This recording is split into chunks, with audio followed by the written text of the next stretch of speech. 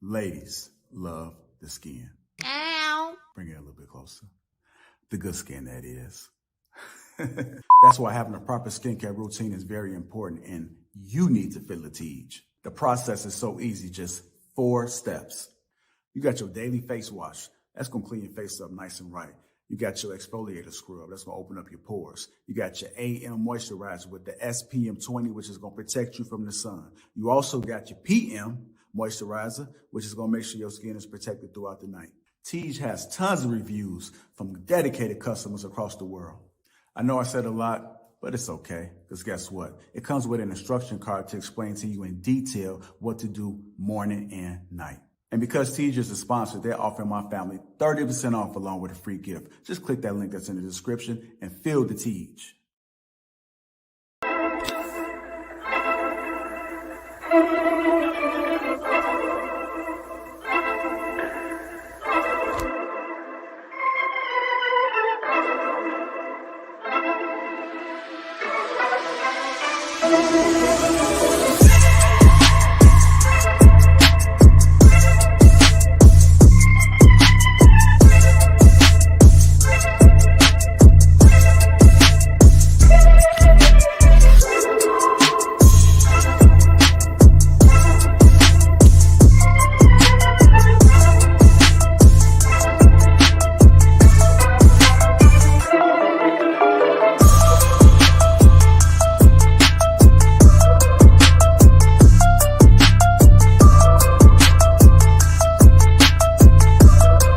There's a reason why the Most High said it's not good for a man to be alone.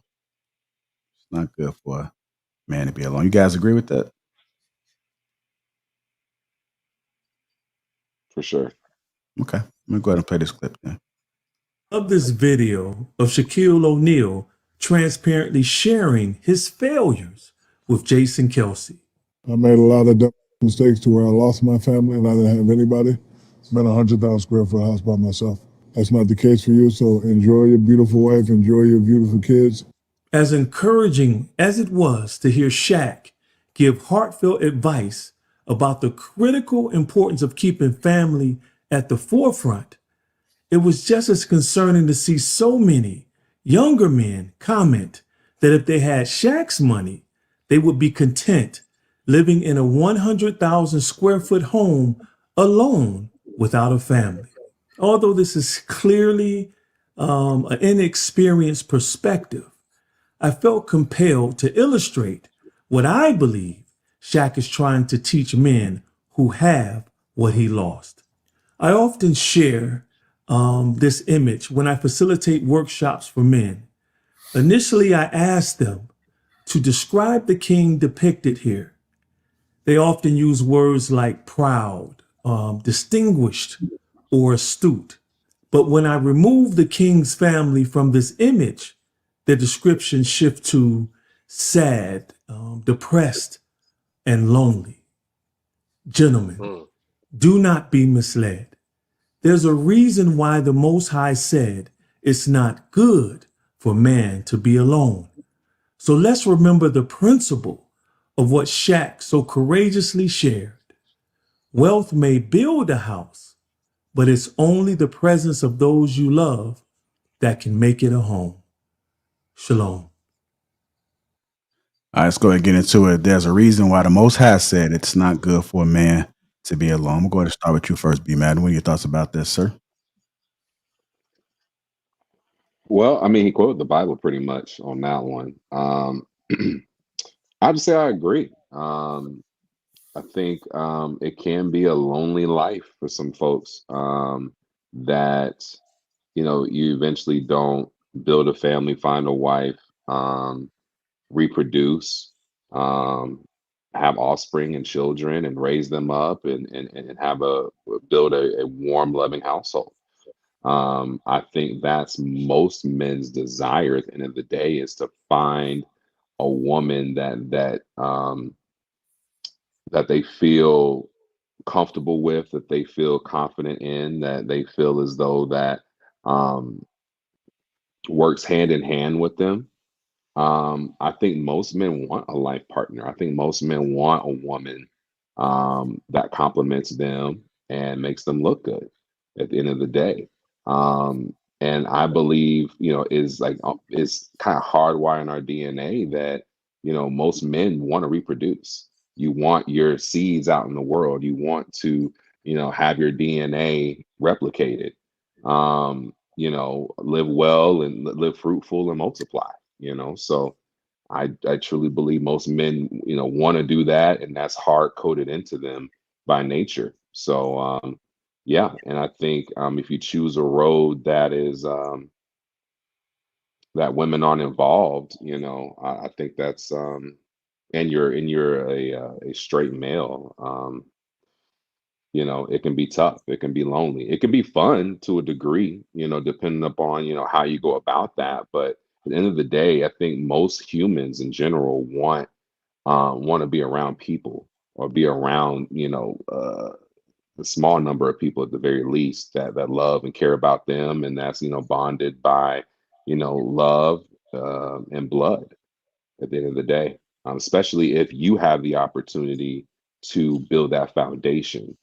Some people may not come from a family that they're as proud of, um, or might have been a lot of trauma when it comes to dealing with family growing up. But if you have the opportunity to build that legacy yourself, starting with your household and building that foundation, I think most men would take that opportunity, especially if they're in a stable position to do that.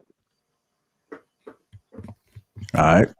I'm gonna go ahead and go to you, Chair Smooth. What are your thoughts about that, sir? Okay, so um, good word, B man. I was certainly going to use that. I think it all boils down to legacy, right? That's one of the main reasons why us as men want to not be alone. We want to leave behind a legacy. I've heard Shaq talk about this for quite a while. This has been bothering him for years. One of the things that he complained about is that when he goes home by himself, he's used to the voices, his kids running to him, daddy, daddy, all of that. And he said that's what he felt like bothered him the most, just coming home to silence. So, I mean, it's no secret that if you have a good woman, it's going to make your life better. She will make your life better if she's a nurturer, right? If she pours into you, just to touch the femininity around you. It's it's something that I feel like all men want, right? Enjoy and in most cases need. Now, the dark side. I could kind of see why there are some men who are detached. There are some men who are removed. There are some men who have checked out from the dating altogether. And it's because of what they witness. It's because of what they experience, right? And just feeling like they're never good enough, right? Feeling like just rejected. And it's the reality for most men that we know. They don't find a woman who's going to support them, who's going to love them, who they can trust. And they feel more secure not investing in a woman and not worrying about a family, just only having to be responsible for themselves. And a lot of people may say that it's selfish, and I think that in certain cases it is. But we have to also understand that what people witness on a daily basis, when you look at divorce rates and how horrible they are, and the nightmares, and then when you turn on social media and you see what women are doing to men and how they take advantage and laugh about it and dehumanize and emasculate men. So that's where that perspective comes from. And a lot of us have had those experiences and they don't go away. You get like it takes some serious healing to get over that, right? And you have to run into really good people for you to feel any different about it ever. I'll leave it there for now. All right. I'm gonna go ahead and go to you, Clout Jones. What are your thoughts about it, sir? Um, I have mixed thoughts on it. I mean, when it comes to the Most High saying that it's not good for a man to be alone, I would say I agree that, every person wants companionship. Everybody wants to feel accepted. Everybody wants to feel loved. Everybody wants to feel like they have somebody in their corner that they can kind of trust. I think that's a universal human need. But as it applies to Shaq specifically, I think what he's experiencing is not about that. I think what he's experiencing has to do with the guilt of whatever he did that messed up his relationship. And I think that realistically, maybe he needs to just get a smaller house. I mean, he's living in a big house, and if you're living in a big house and you got all that money and you're going home to a big house, of course you're gonna feel lonely. That's just common sense. So maybe, you don't have the lifestyle you used to have. Maybe you need to move out, get you a smaller house, get you, an apartment or something like that, and live a simpler life so it doesn't feel as lonely. But at the same time, I think that if you're a good person, if you're a social person, um, everybody doesn't find that person in their life that's like the one, right? But if you're a good person and you're a social person, I think that you're not really going to be lonely. There's always going to be people that you can connect with, people that you can talk to, people that you can communicate with, and there's always going to be a sense of community if you remain social. So I do think it's important to have strong relationships. I just don't think in Shaq's case that that's what it's about. Again, I think he got his own drama going on because of however he lost his wife and his kids. And I think it's different going from living like the married lifestyle, because being married is also a lifestyle. And when you go from that lifestyle and then you change to not living in that lifestyle, I could see how that could feel lonely. But if you're a person who hasn't been living that lifestyle, I don't think it's necessarily gonna feel that lonely, to go from living alone to, like, you didn't lose anybody. You might still have your friend circle, you might be dating, you might have an abundance of people to socialize with and not really be lonely at all. So yeah, it's important to invest in all the relationships you have, whether it be the person who's going to be your significant other or your friends or, your children, your family members. I think as long as you're making those investments, you'll be able to live a fulfilled life and you won't be lonely. I'm gonna land there. All right. I Go want to ahead. say something real Go ahead. fast before you jump in. That I just want to say real quick, just for the record, like Shaq ain't hurting for nothing. I mean, Shaq is the richest he's ever been in his life right now. I think he's almost a billionaire status. So you say get a smaller house. I think he's straight. He's got like houses all over the No, country. no, no, no. I'm not. So I'm not like, saying. I'm not saying get a smaller house like he can't afford it because his lifestyle changed. What I'm saying is like maybe mentally, the feeling of walking into this giant house with nobody in it, maybe mentally that's fucking him up. So it's like, bro, like just because you're rich, that don't mm, mean you got to live in a big ass house, bro. You talking about living in 15,000 square feet? You don't have to live in a big house because you're rich. He could get a nice penthouse apartment, 1 bedroom. He could get a nice condo. He could do a lot of things that are up to his standard. mm, That fits a nice lifestyle for him where he won't have to walk in and feel like, damn, like this big old 16 bedroom house and ain't nobody here. Well, yeah, of course you're gonna be lonely, bro. It's a big house. mm, But yeah, yeah, I see what you mean. yeah, that's all I mean by that. Yeah, and then a lot of the things too. Most of his kids are grown up now too, so they all have gotten older. So that's part of Yeah. it as well.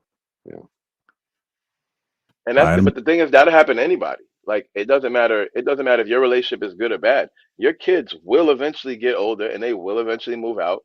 And based off of the divorce rates, it's possible and very likely that most relationships will end. So it's like that's why I say it's important to invest in all of your relationships because any of them can end at any time. But again, if you're good to people, if you're a caring, loving person and you treat people right, I think you're always going to have an abundance of love in your life. for sure. All right. Go to Rella. What's your thoughts about it, sir? I'm gonna try and be succinct with this, man.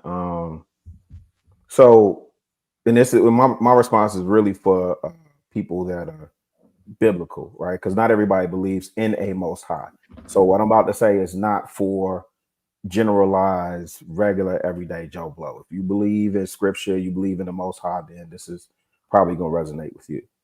But when you think about creation and you think about the reason why, when you think about Adam being created, right?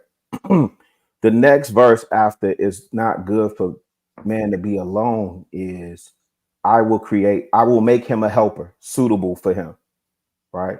That's the very next verse. Previous to that, the father creates Adam and then he gives him an assignment. And what happens is Adam gets to name all the birds of the air. the animals, the insects, till the garden, all these different things, still was not found to be happy, still wasn't satisfied, still was incomplete, is how the scripture records it, how I interpret it, right? So I say all that to say is this goes into what we talk about in this space a lot, which is purpose. What is your purpose? It's very important that you find your purpose. The earlier you find your purpose, the sooner you can vet your helper, right? If you're rooted in purpose, then you have vision. When you have vision, then you know what you need help with. The sooner you know all of these things, then so first of all, shout out to Jason Wilson, man. That is a powerful, powerful brother doing phenomenal work in Detroit and nationwide, so on and so forth. As it relates to Shaq, I don't have any particular, I just was listening to it in the 100,000 square foot house. Y'all know I just moved into my spot. And this is probably one of the happiest times of me and my wife's life right now, because we're thinking about how we're going to turn this house into a home. Most of that's going to fall on her, turning this into a home, right? So this is something that's bringing us closer together. Now, in the back, I put the definitions for alone and lonely. So don't be confused. Those are two different things. When the Most High says it's not good for man to be alone, I will send him a helper. Like, please understand, that's having no one else present. So that means as Adam walked the earth, there was no one else that looked like him. There was no one else that he could relate to. He couldn't relate to a pig or a cow or a horse, right? So God brought him someone that looked like him, that he can conceive and create and be fruitful and multiply with. And so again, all that goes back to purpose. What is your purpose for being here? The sooner you figure that out, the sooner you can vet and find your help. I'm going on you. All right. Go to you, Marcus. What are your thoughts about it, sir? So I appreciate all the perspectives the brothers provided, and it's been very insightful. When I think about it, being alone or not having a family to go home to, the good things you lose out on, right, is like the feeling when you walk through the door and your kids run, daddy, daddy, daddy. That's at top shit. It might be the best feeling in the world, low key. And it's residual. Like every time you walk in the house, you feel it. You might just leave, go to the store and come back. They daddy, daddy, daddy, run and jump. At least while they still young. They might, change a little bit when you get older. But so this weighing on my spirit, because I'm thinking of all my guys that either went to jail for manslaughter or murder, or died in some fluky ass accident, or got killed from strictly not wanting to go in the house after 11. I don't think women understand how important it is for you to make a safe space that your man want to come home to, as opposed to want to stay away from. You literally can save your man life, because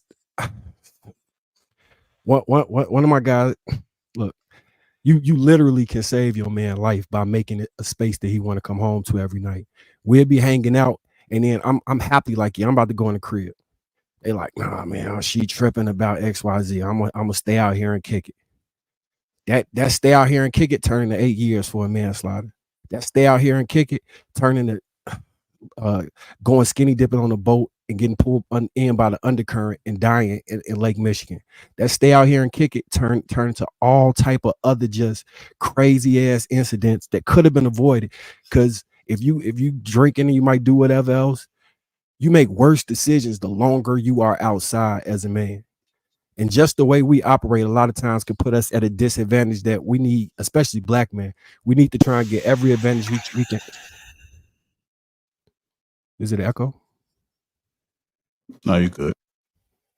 Yeah, we need to try and utilize every advantage we have to make sure we live long and prosperous lives, and just mitigate all type of risks that could come our way. Like man, I wish I could afford some of them to go home. But if they don't feel like they want to be at home, what's the case? They gonna come back outside. Y'all could be saving people's lives by just being good women and being there for them and making a space where they want to come home to. That's a husband for you, or a boyfriend for you, and a father for your kids. You really got to think about the impact you could play. Yeah, it's not your fault these things happen, but there are things you can do to avoid those things. So yeah, it's not good for men to be alone. It's definitely not. It's definitely not. Bad decisions, bad energy, bad spirit. And that's not even to talk about the people. I don't have any specifically, but they might have taken their own life due to just being lonely and feeling isolated or alienated from their kids. It's not good for a man to be alone at all, in my opinion. All right. Appreciate that, sir. I'm going to go ahead and go to you, Kenny. What are your thoughts about it, sir? Good evening, everybody. This is like so impactful that you touched on this subject. I have a neighbor. He would come. He would clean up those people's yard. He was 67. His wife died about 3 years ago. Showed no signs. It was just him in his house. They found him 3 weeks ago with a rope around his neck because they did a wellness check because he didn't come to work, nor did he go to church. The pastor that I knew said he spoke to him every day. Pastor lived right upstairs. And you could never tell the signs of what he was going through because he never showed it. But then one day he realized that all that, and I believe it touches on this, that he had nothing to live for because Pastor, he didn't have no family. He was estranged. The only thing he had was his wife. That could have been part of it. There could be a greater story, but the man said, time to check out. And I'm there like 67, put a rope around his neck and said, this is the way I'm going to exit this life. Also, while you were speaking, really, I was thinking of Bobby Womack. If you think you're lonely now, wait until tonight. Touching on Shaq, let's flip that. When the world is given to you so soon and you're not able to compartmentalize what you have, then you look back after you have all this wealth, all this fame, all this prestige, and the most important thing, which is priceless, you can't get back. He made a statement, but he wished he was still with him. You think he wants to see her with another man flourishing? Kids grown. That $100,000 house, I kind of agree with Clout. I don't want to get away from it. It give me too much memories of what I want there. I probably have to restart or go in one of my other houses and get it saged down or something. Time just ticks by and we don't realize the importance of the little things. You can have all the money in the world, or you could be like a brother over there in Nigeria that got his 8 kids. He has enough to feed his family. They lived by meager means, but they smile, they laugh, they're happy. When daddy come home, his kids crowd him. You start getting a symbolism of what life really means. Nobody was meant to be solitary. There are certain people that make that choice to be. But a heart needs a heart, its own counterpart to beat with it. Because at the end of the day, you can have all the money in the world and you could be the most miserable person, get up on a stool and exit because you see nothing else tangible in this life for you.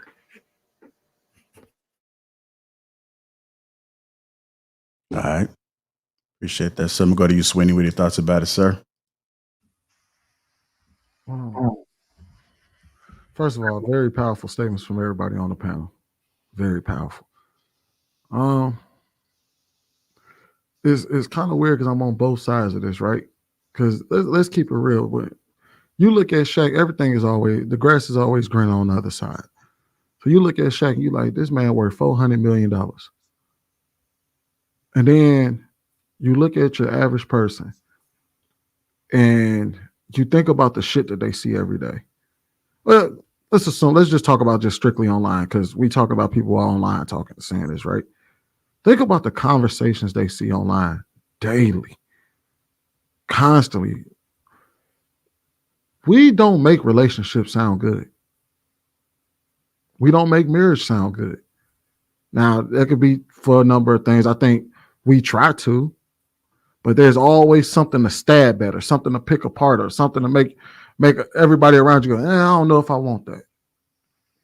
And then not only do we not let our relationships and our marriages shine, but then we sit up here and we talk about how difficult it is to date, how difficult it is to deal with women on the other end of the spectrum. And I can honestly see why he would get a shit ton of comments saying, bro, I'll take your money any day of the week and be alone. Because what they see online, and I'm just talking about strictly online because that's the only people we can go off of. We don't make this shit look fun. We don't make it look satisfying. We don't make it look gratifying. We make it look like hell a lot of the times. So I think it first starts with how we start to display family, how we start to talk about family and relationships. Because until then, there's going to always be people who would rather be alone and go it alone than to deal with another person and have to deal with the headache. Now, I don't know what Bible scripture y'all quoted one day about a man dealing with I forgot what the hell y'all said. It was something along the lines of a man rather be alone than to deal with a certain type of woman. I can't remember what it was. I'm sure y'all know it. But we have to make this shit look good. And that requires a little bit of effort on from all of us. Because let's keep it real. Shaq did squander his family. He squandered it. And to Chicago Realist point on purpose, he found his purpose fairly goddamn early. But the thing is that for that purpose, though, there was a time clock on it. And while he was walking in his purpose, it required a certain type of woman that would be willing to put up with that. And she wasn't. So he squandered his family. He did what he did. It is what it is. But now you don't have the family on the back end. And then speaking about Shaq, it's a whole lot more difficult for him to kickstart a family because he has a lot of other things that he has to worry about now. Who's in it who's in it for him and who's in it not for him? How many people he have to take care of? How many people he have to constantly looking over his shoulder to make sure ain't nobody trying to get at him? So it's far more difficult for somebody like him to even find another woman to even get it started again with, because he can go out and make another baby if he wants to. He can get out and start another family if he wanted to. But he has so much other shit he got to worry about, that so many barriers between that it just makes it difficult. So I am in complete agreement that we should not go it alone. But I understand why a lot of people prefer it in today's day, because it don't sound fun to go it with somebody who ain't in it for you or with you. And we seen on these spaces every single day. It's being proven to us every single day that when you look across the aisle, just online, it don't look like they in it for you. So why wouldn't you get a lot of responses on your post saying, shit, nigga, I'd rather have your money than deal with these hoes? I landed there. Yo, I just want to add to what you said because I thought that was interesting about how you framed it. It's like the grass is always greener, right? Because like right now we're hearing from Shaq talk about how lonely he is and how he squandered his family, right? But when he was doing the squandering, he probably didn't feel like he was squandering shit. You know what I mean? He probably felt like he was free. He probably felt like, yes, I'm finally free. Like I'm getting all the. He was running through women. He was getting his bag. He was traveling, getting money. And the irony is, it didn't really affect him negatively because he richer than he ever was.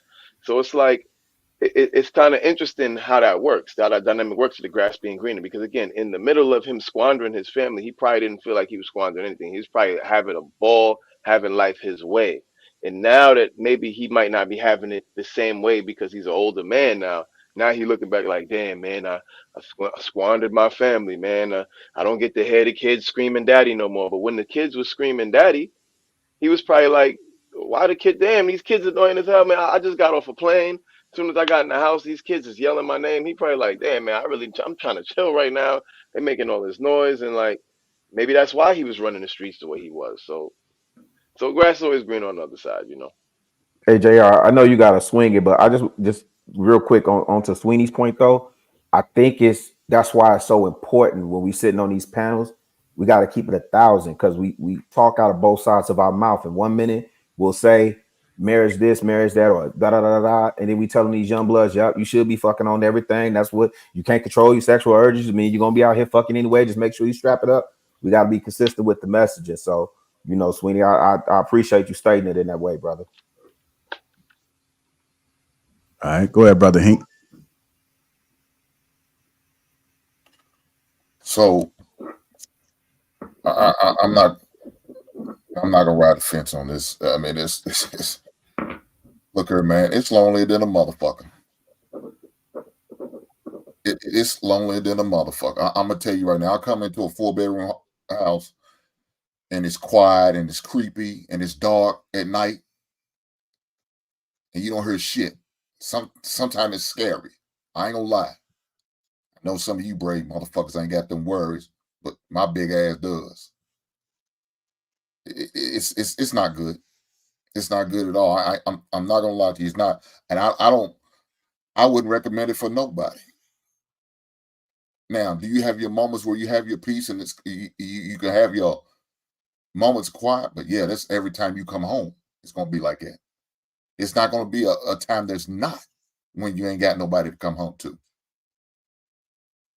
When you have to deal with certain things by yourself, you can't just call your friends 24/7 like that.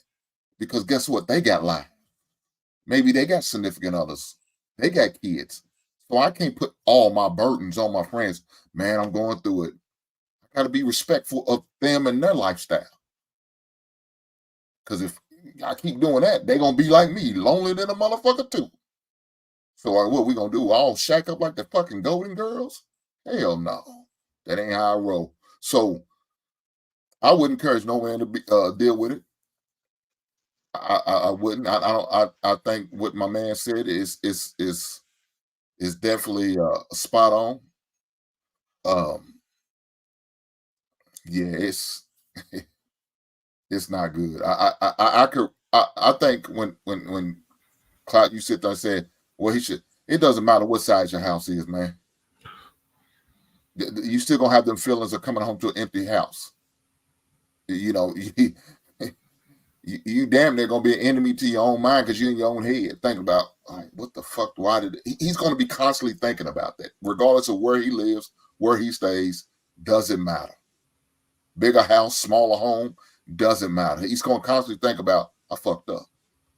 That's the reason why he's able to freely talk about it on the podcast, because he realized that. He misses that. And I don't blame him. Doesn't matter about the money. I know people come and say, well, if I had your money, those are superficial motherfuckers. They superficial. So they think money's going to make you feel whole? You think money's going to bring your family back? You think money's going to get your marriage together? No. Money's going to give you a temporary high. Just like drugs. But at the end of the day, you still coming home, eating them goddamn lonely man meals, laying in your cold, lonely ass bed, ain't got nobody really snuggle up with. It's probably worth anything. I mean, you can get you a 20-minute chick, but shit, that's all she good for, 20. And then you ready to send her ass out with a breath mint and keep it moving. Then guess what? You be lonely than a motherfucker again. So fuck that lifestyle. I don't want it no more.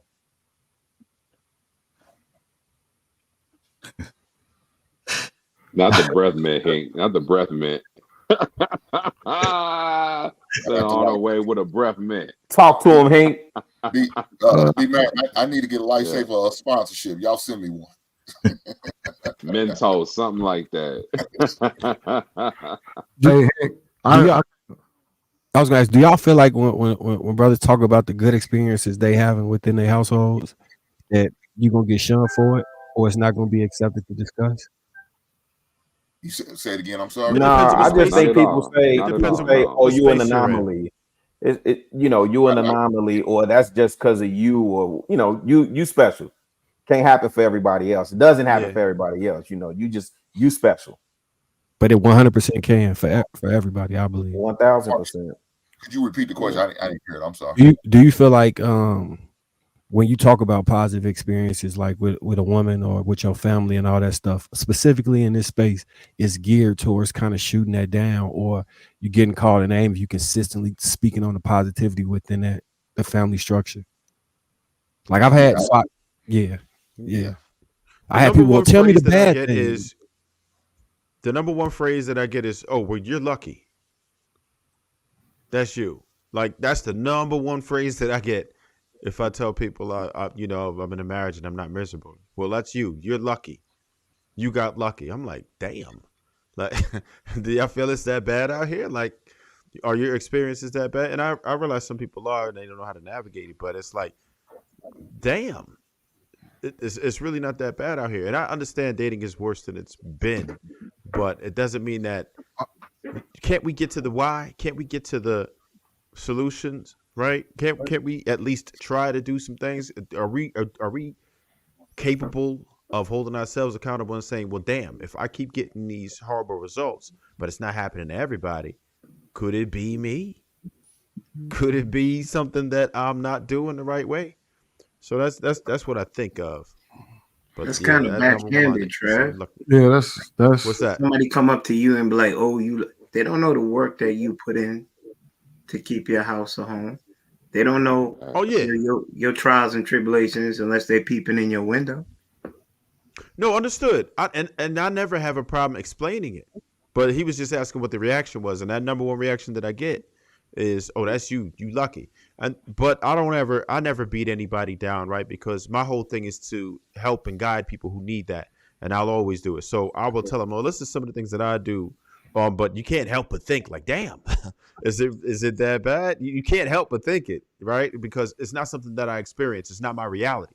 But the most that I can do is offer them any information that I feel like would help them into their situations. And I might ask them, okay, so what have you been doing? Are you practicing strategic placement? Are you an effective communicator? What are some of the things that you're doing? So, because it's usually a reason, right? If you can't find anyone for a very long time, it's likely that it's something that you can improve on to put yourself in a position to get what it is that you desire, right? And it's impossible for it to happen for all of us, but it can happen for a much greater portion of us than it does. So it takes each of us to say, look, let me just see what I can do to improve myself or improve what it is that I'm doing to get the results that I'm looking for. That's cap. What's cap? That's cap. What part of it? Because we sit up here, we talk about that we have a 30% marriage rate, and we're asking a group of people that are experiencing it, are you sure it's that bad out there? Last week we were just talking about a woman who just sat up here and told you $50,000 a year ain't good enough. And I wonder how many women jumped on that post, loved it, liked it, was cool with it. And then we even said for damn near an hour and a half, up until, up until a few of us came around, was like, hey, shit, nigga, live up to that shit.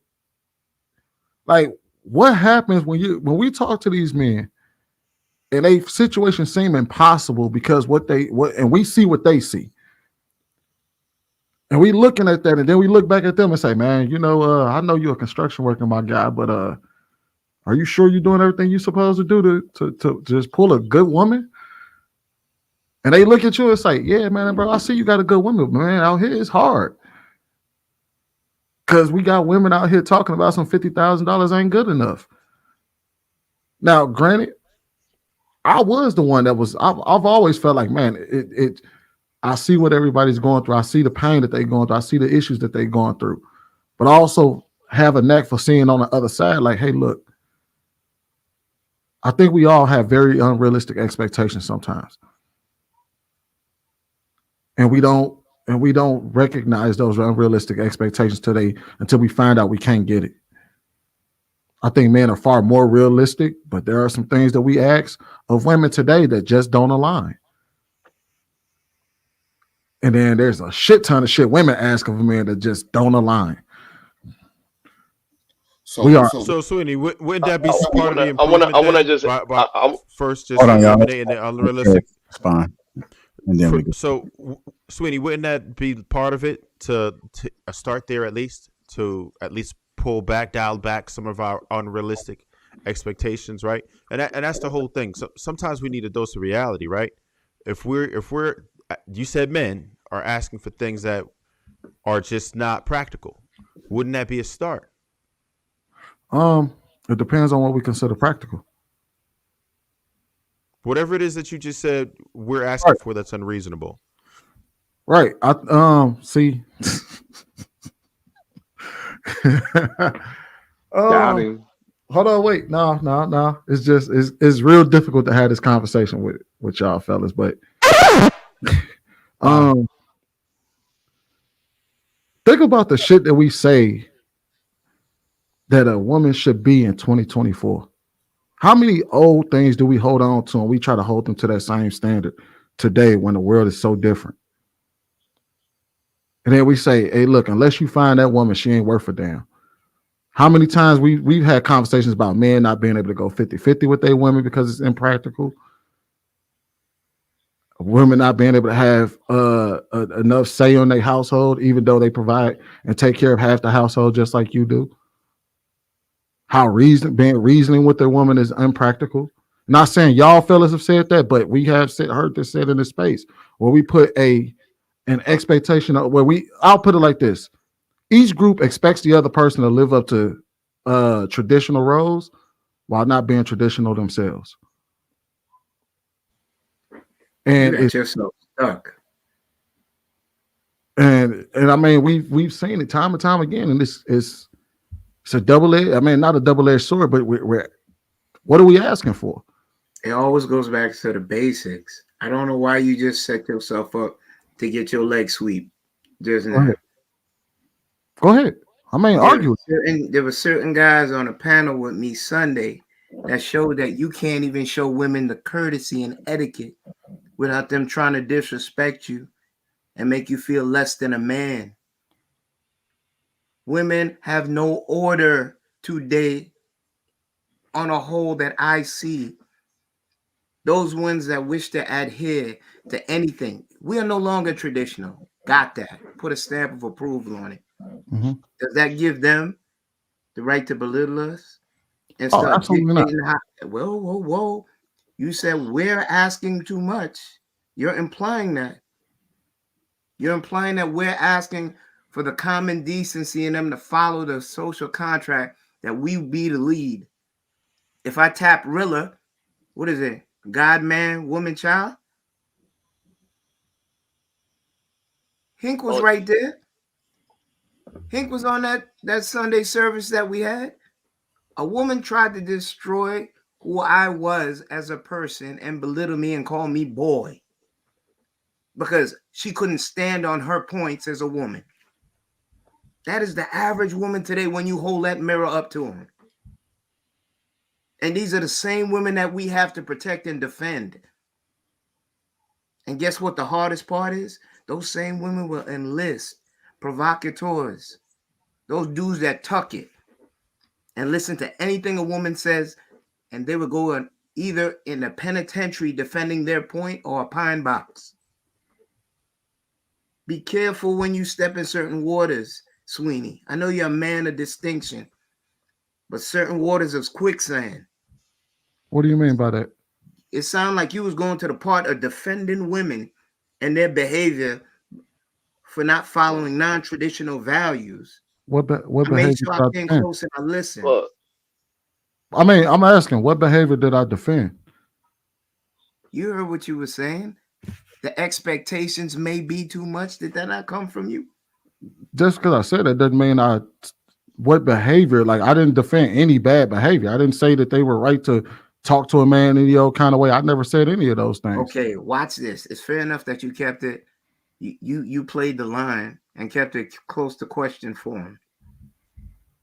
But let's not give any leniency when it comes to that because they ain't gonna give it to you. Hank, I made that line about HR. Once a woman says something about you and you up in HR, you guilty until proven innocent. And 9 out of 10 times, you ain't gonna have a job once both of y'all walk out that door. So I only ask that you tread carefully with them, because we have Look. ladies in here that's just using that as ammo. They writing it down. They say Sweeney said this. He's with us. He's a provocateur. I digress. Look, I just want to add something to bring it back around to the overall point, because obviously, it's subjective, like women's behaviors, men's behaviors, and I don't want us to like trail down like the wrong direction. But I would just say this, like when it comes back to the conversation of like men being alone and everything that Shaq was talking about, right? I think one thing that we've all overlooked is that, like sure, there are plenty of men who are coming home to an empty home and feel alone, right? But where's the concession for the men that are coming home to a full home and feel alone? Like, what do you do about those? What are those men? Like, what do we do for those men? Like, what's the answer for them? Because we assume that because a man's coming home to a full home, right? Because there's kids in the house, there's a wife in the house. We assume that he doesn't feel alone, And it's like someone with a full family can feel just as alone as Shaq feels walking in that house. So it's like I think another thing that we're really dealing with that we're not really addressing is like we're dealing with the problem of like more and more men seem to be finding themselves alone, whether they got a family or not. You know what I mean? And it's like sometimes it's their fault and sometimes it's not their fault. And I feel like the whole reason this space is even existing is because that's the real problem. A lot of men are feeling alone. Some of them are married. So Some of them got girlfriends. So how do we fix that feeling of aloneness when you have somebody? You know so what I mean? so Clout, something like that could probably be, in my opinion, be fixed faster and a lot more easier than the man coming home alone. Because see, when I come home alone, I got to go out here and find somebody and surf through these bad heifers that y'all be talking about on a regular basis. I got somebody already, right? I got a family, I got my wife.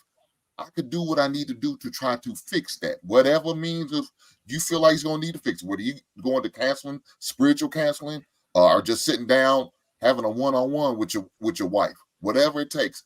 To me, I would think that's a lot simpler and maybe could get settled and fixed faster than me going out here trying to find somebody and creating a home. And I feel where you're coming from, Hank, but I think that answer is like an answer that the men of today are tired of. I think men of today are tired of the answer being, I gotta fix it.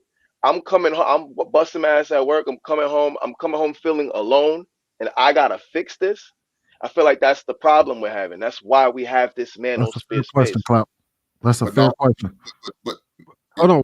it's not a fair question because the thing we've been fixing shit, regardless if we wanted to fix it or not. We've been fixing it ever since our existence. We've been fixing shit, whether it's emotional or physical. We've been fixing shit, so it's nothing new for us. We just got a lot softer than we used to be. We don't feel like we can handle it. Now we sound more like these women crying like I don't man bitches I and don't don't think want to it accept the I don't know if responsibility. I We agree with it ready to being soft. fold. I don't know if I agree with being Oh yeah, soft and not taking they are. responsibility. Clap, I think clap. men are at a point These now where it's motherfuckers. like I think that in earlier generations, men didn't think it was okay to defend themselves because the idea of even defending yourself against a woman meant that you were weak, right? So men of the past didn't defend themselves. The men of today are not like that no more. The men of today are like, if something's not going the way I want, I'm going to defend myself. I'm going to do something about it, whether it be leave the relationship, whether it be check her. But we're living in a different time, is what I'm saying. And so So again, so this is I think a lot of men would rather be alone by themselves than be alone with somebody. so when you sit there and make that statement, they rather lead the relationship. They're no different from the women. So they are How does that make softer them like the women? because Isn't that's a what man the women. supposed to lead? If Isn't a man supposed to lead? So if a how else man do is you not willing lead to, but with your if a actions? man, if you're not willing to try to at least work and put in the work to try, I mean, put forth the effort. If you're just moving off your emotion, oh man, she made me mad today. Fuck it, I'm out of here. I'm gone. What's it? You how are you any different from them? See, this is hard for me to understand this, right? Because we usually call men that stick around for behavior that they don't like. We usually call them simps. We usually call them suckers. And now you're advocating for that very same behavior. Stick around in a You situation where said you're not getting what you need out of it. No, Stick around in a I situation where your needs aren't being met. And to me, that no, doesn't sound very I'm masculine. advocating for you All to right, hold, fight. all right, hold I'm tight. advocating. I was gonna say hold tight, you guys. Let me get Marcus in there, and then let's get Shannon to speak on the topic. Go ahead, Shannon. Go ahead, Marcus. Okay, so you can correct me if I'm wrong, Hank, but from what I heard, you gave tangible steps that could be done to fix what's going on within the house, be it spiritual, therapy, relationship advice, maybe getting a mentor that has a successful relationship, an elder to you know, look over it and maybe give you some pointers here and there. When I see people in them situations where their relationships that I particularly see the dynamic may be off, it be small things that could be tweaked, but you have stubborn people. A stubborn person would rather fail doing it their way than find the right way to do it and just fix the problem. And I think that's what Hink's saying. The attitude of we don't have to fix things because we're equal. You got to throw that out the window. We gonna have Everything to ain't fixable. the Every woman things don't cooperate. the things we can fix. We gonna have to fix them. And hopefully you were in a situation where you didn't get deep into a relationship with somebody that really was unfixable. That's a whole nother issue. But if it's a small thing that needs to be done, or small steps, or a way you learn to communicate, or a way y'all learn to interact to make your relationship better, it behooves you to do what's necessary to keep your family intact and your kids with you as a family. It's silly to just throw the baby out with the bathwater, being stubborn or trying to sink your ship because you want to drive it in this direction. The That's other true, and that's the obvious, right? That's It goes true, and that's both the ways. hold on. That's true. Hold on. That's true, and that's the obvious. So I agree with that. But what we're missing is that we're living in a society where, again, a relationship is two people, and with everything that Kenny was just talking about, we're dealing with different women. A lot of what y'all talking about requires a cooperative woman. So you're saying you can fix it, and that's probably because in your experience you have a cooperative woman. But when I'm talking about the men who feel alone while they have somebody, they're usually not dealing with cooperative women. So again, what I'm talking about is like, what's the solution we give to those men? Because again, everyone does not have a woman that if they try to talk it out will listen. Every man doesn't have a woman that will agree to go into therapy. Every man doesn't have a woman that's going to agree to sitting down and reading the Bible and prayer. So it's like all of those things are great solutions if you have a submissive, agreeable woman. But y'all keep forgetting that the main problem that all the men are complaining about right now is that they can't find submissive, agreeable women to do all of that. So they can't even get the relationship fixed because they can't even get these women to hear them out. You understand what I'm And how saying? did, how So did y'all At what the get end to y'all of are the the point day, of saying they is marriage? chose valid. them though. I think what y'all are saying Did you is get to the valid. point of marriage then? But Cloud, they chose those How did women. y'all get to that They point? Listen, If we chose what talking y'all those are about saying women. is agreeable, At the valid. end of I the just day, think it's how did they we get to chose inadequate. them. marriage? One mic, y'all. One mic. What At y'all How are the did end we of saying the get is to day, they marriage? valid. If chose that's them. not my fault. Go ahead. Go ahead, Hold bro. on, I just want to make it clear to y'all that I think everything y'all are saying is valid. I just don't think it's adequate for those type of situations that I'm talking about. But I think it's 100% valid. So I just want that to be clear. All right, hold So tight. Let me get Shannon. Let me get Shannon there real quick. Yeah, let Shan cook. Shan need to cook. Go ahead, Shannon. What you got? What you got, OG? Oh man, y'all. Oh shit. No, I don't got. Come on. The pressure zone. You say it's you believe that it's more simple to fix a problematic woman than it is to discover a problem-free one. I don't know, man. I disagree with that. The whole phrase "I could do bad by myself" is actually real for men too, and men aren't like women when it comes to running away from relationships. You know, we do try to fix our issues, but that's more related to the feeling of failure. Whole different conversation. Sweeney, you said men and women have unrealistic expectations today. Mm-hmm. He froze up. Oh, I'm back. Right. Yeah, my screen's shut out. I'm sorry about that. Sweeney, I was saying, you said that men have, I don't think that men have unrealistic expectations today. Not of a wife. You know, in fact, I think men have bottom of the barrel standards and expectations, and I wish they'd raise them. So I just want to throw that out there. I'm with my man Kenny on that one. And another thing, you guys, one thing that we have to remember, and I'm not coming for nobody on the panel, but we have to remember that a lot of married men will not admit that he's having problems when he is, because to do so will be saying that he's actually failing, and who wants to openly claim that they're currently and actively failing? So men will say that everything is good at home until it's not, and then next thing you know, I'm getting a phone call or we talking later. But to the topic, man, you know, I'm with Clout. You know, as far as Shaquille O'Neal is concerned, I think he's virtue signaling a lot. You know, he Sweeney, you was talking about him having troubles. You know, he joined the NBA in 1992, and he got with he married Shawnee in 04, 02 or 04. Yeah, Shawnee. Yeah. You know, yeah, and they were only married for 7 years. So he was filthy, stupid rich when he married her. So he had problems picking them then. No harder than he has them picking them now. It's tough to pick women when you got, you know, money like Shaq. And see how that went. That lasted just 7 years. Just 7. You know, we've been doing King Talk for 3. So just keep that in mind when you think that it's, you know, when we listen to Shaq of all people out here saying, oh, you know, the problem with my relationship with me, and you know, and I'm lonely and all this other kind of, yeah, I'm with Cloud on that. When it comes to Shaq, it's like, come on, Shaq. Shaq is probably the happiest he's ever been right now. But is there a reason why the Most High said it's not good for a man to be alone? Listen, you guys, relationships is the goal.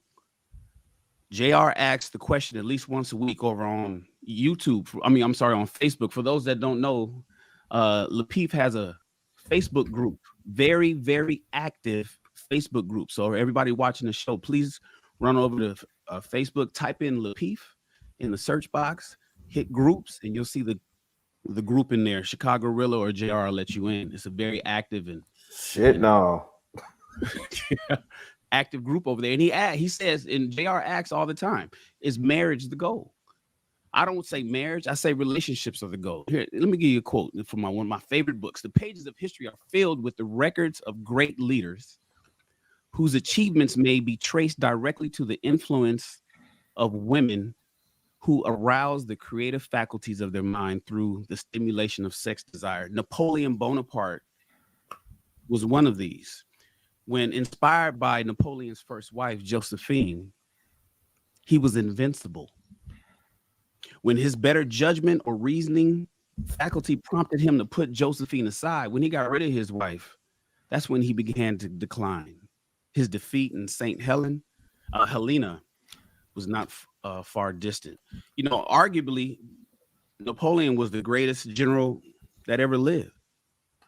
You know, his military genius was it redefined warfare, and you know, he kind of reshaped Europe.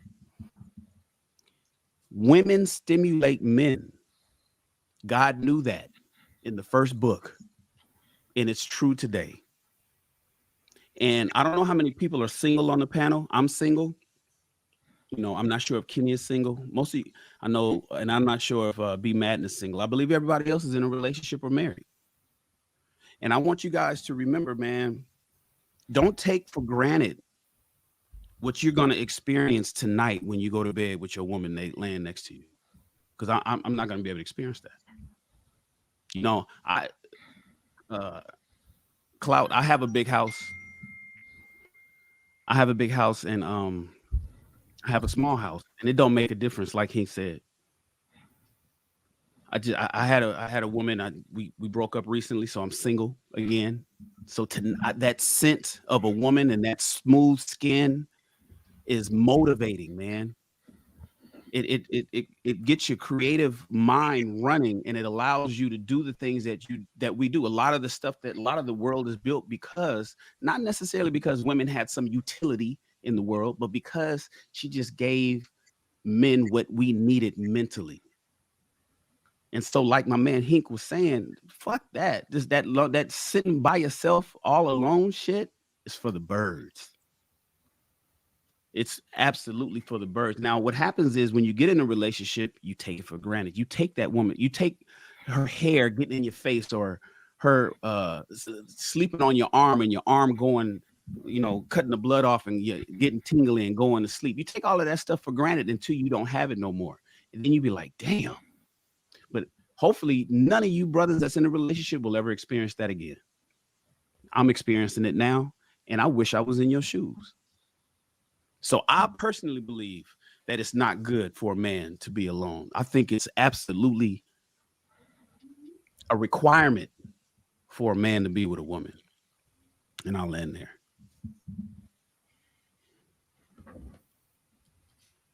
All right. Go ahead, Marcus. Go ahead. No, I'm gonna stall that one out. I'm gonna stall that one out because, like, I see you shaking your head.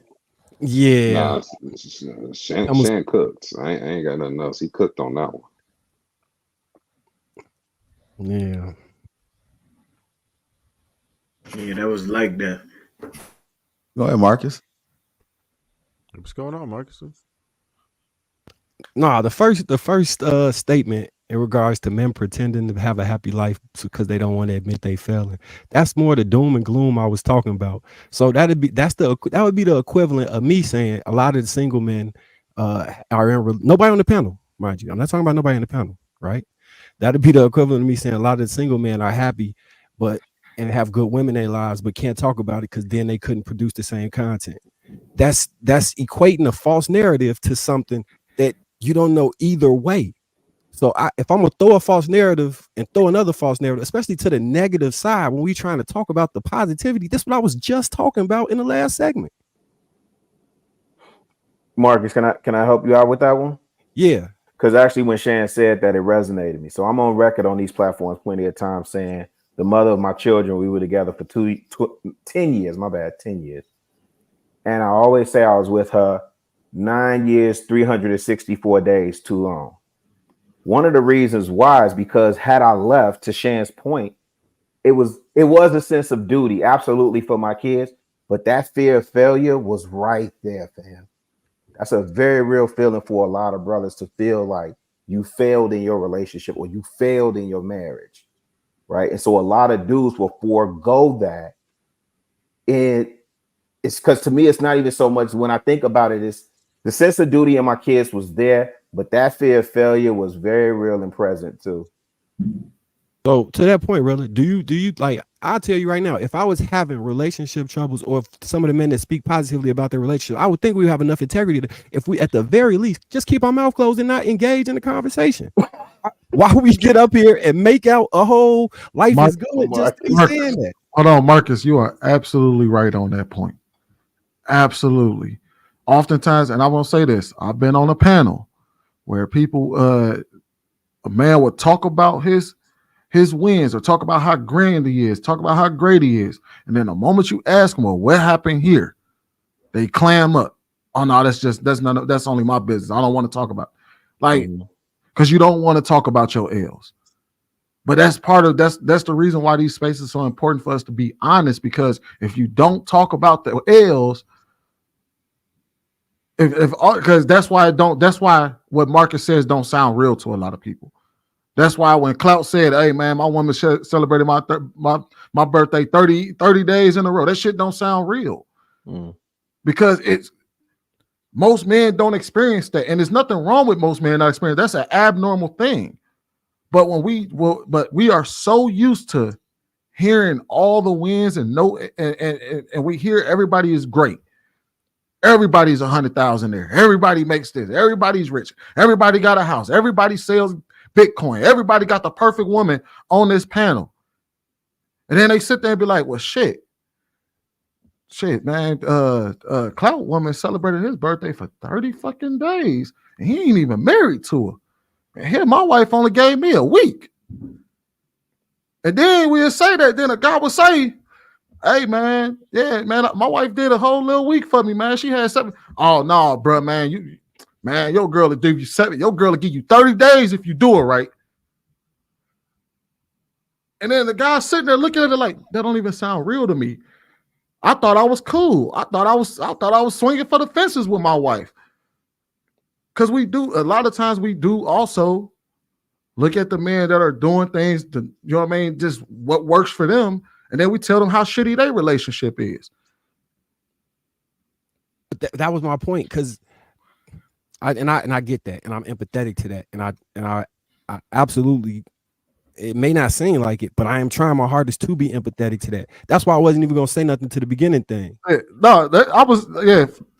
Hey, Marcus, I felt you when you said that, bro, because it does feel like, man, I think it would work if we were if the space in general was a lot more honest. We would be able to have that open dialogue to where, you know what I mean, men can be honest on these panels and be like, hey, look, man, shit ain't always easy. Shit gonna hit the fan. It happened to me. But Shan just shared his L's though. Yo, he did. He definitely. If you look at his IG, that was the main reason I didn't want to go into it, because that's the realness that's the realness we need, though. To Sweeney, to your point, that's the balance that we need. Because if you look at Shan IG, I don't know if he scrubbed it yet, but the Joker was just posting all the happy pics. Okay, him and his girl. Yeah. So that's the real spill that we need in the space. You know what I'm saying? And to your point also, Sweeney and Marcus, like, I agree. It can't just be all doom and gloom, but we got to peel the layers back and show a little bit. Because trust and believe, me and my wife getting this, it was some frustrating moments. It was some conversation with no furniture moving, but it definitely was some serious conversations going on during that process because it was tense. But now we here, and like I said, this is the happiest time of our lives right now. You know what I'm saying? Sweeney, you got to be able to show all of that. Go ahead, my bad. Be mad. No, you're right. No, Sweeney, I will have to agree with you on that for sure, because it's too much stuff going on the internet with people, like for entrepreneurs, for an example. You see people just popping up and they're a millionaire overnight, and at least it looks like it. But no one talks about the struggle. No one talks about the fights. No one talks about, when you had to go into isolation and figure it out, and then you got there. No one is successful overnight. No one gets married and has a successful relationship overnight. Like, I think it's really good and it's important. And Shan spoke to that as well, that, we do talk about some of our L's. We do talk more about, the bumps and bruises, in relationships. But at the same time, for the people who are married and whatnot right now, obviously you wouldn't suggest you talk about what's happening this very second, because that may not be for public consumption yet. Maybe something that you already went through and gotten past, and have gotten on the other side, or something, an L that you had that was, a while back. Because, Shan, again, we appreciate you sharing what you're dealing with right now and what you've gone through now. That shows a bunch of courage. And it goes to, who you are as a person, stand up you are. And I think, I should share more of those things. I think we all should, as well as we're comfortable. So I will. Let me add this, and I'm speaking directly to you, chat. You have to make it safe for us to be able to be honest with y'all too, because we can't be honest with y'all, and then every chance you get, you toss it at us like, nigga, that's why your wife 6 years ago fucking fought with you over the house. Like, bro, that was real. Like, you gonna go through that shit one day too, my nigga. So y'all, so you have to make it safe for the fellas on this panel to be honest with y'all in order for a lot of people to be honest. Because if I know that I'm gonna have to, if I know I'm gonna have to eat my words one day and have it tossed back in and have it turned the venom back on me, I can see why a lot of fellas are less likely to talk to y'all ass too about that type of shit. So if you worry about that space overall, creating a safe space overall. Yeah, well, look, Sweetie, if you worry about that, don't share. No, you might as well forget it. Don't do it. If that's your concern, that's your worry, don't do it. I think that's most people fear when it comes to being on their space. Look, I talk about my shit on a regular basis. I don't give a fuck, man. I'm gonna get down what you say about me, but I don't care. And I understand the chat go. I had people come up. Hey, you cheat on your wife? You ain't okay. You right. That's it. I don't care.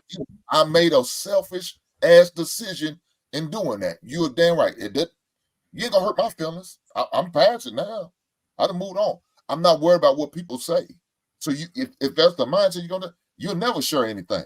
You'll never be vulnerable. You're never gonna open up. You're barely gonna open up your mouth because you're worried about what the chat gonna say. Now, if the men up here give you a safe place and not gonna look at you crazy, judge you, accept that for what it is. But I wouldn't worry about the chat. I think that's farther easier. I think that's easier said than done. So I talked people about clip your shit and make you go viral every single day, and sometimes some people's lives don't want to be. They don't want that kind of smoke on their lives. You will never get any truth out of anybody. Then, if that's the case, if you're worried about that, you'll never get nobody's truth. Everybody's story gonna be a goddamn lie. That's what we see today. That's literally 90% of the 99% of the internet right now. Sweetie, you talk about we got to be honest and upfront and talk about how we make marriage sound bad. Okay, we got to talk about the goods and bad. Remember, I did that show with y'all. You, Trev was up there talk about marriage, and I asked a question. I said, you don't have to share if you don't want to, but tell us some of the downsides to us and tell us some of the challenge. You remember what I'm talking about, Sweeney? You remember? Mm-hmm. Yeah, that day. Yeah, you had. Yeah. You have to be vulnerable. You have to be. Look, if you're gonna sit there and just hide it, people will never take a chance or are willing to step out, because if that's all they think, and then all of a sudden they get to the situation where, damn man, they didn't talk about this shit.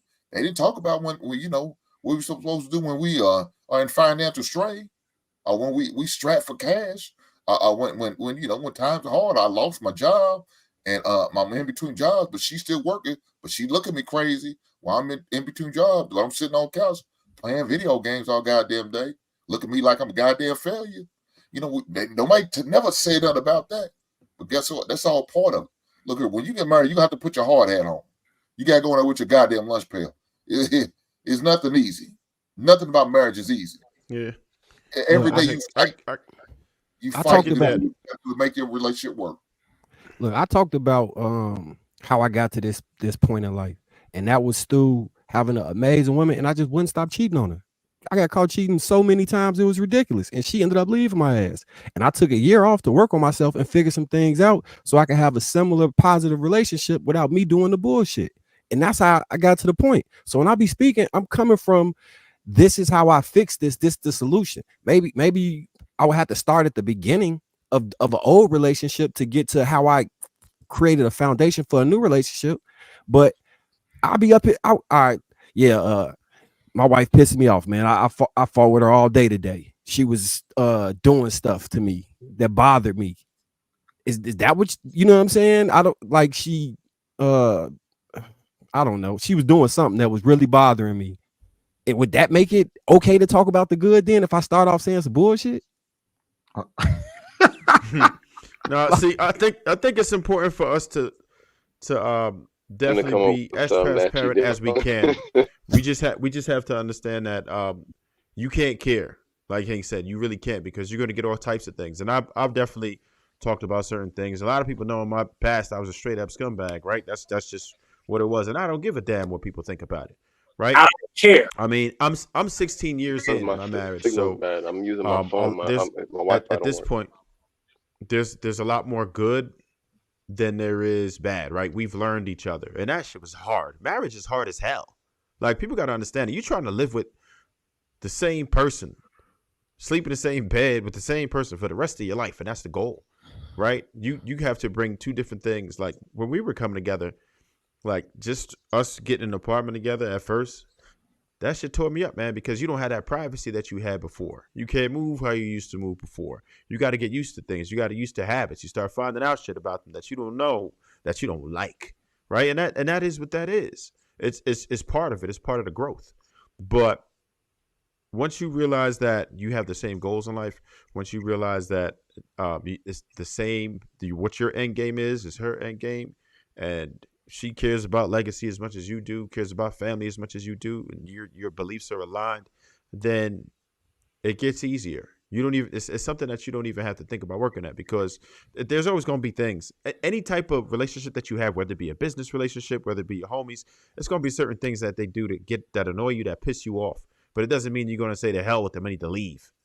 You know, like, we don't divorce from that relationship. So, if you feel like marriage is a permanent thing, which most of us, I know I do, and I can't speak for nobody else, but the idea is to get divorced. Divorce shouldn't even be part of it. I understand if you're miserable and a person's making you miserable, you can't function properly, but the idea is not to ever divorce, it's to nourish, carry a relationship.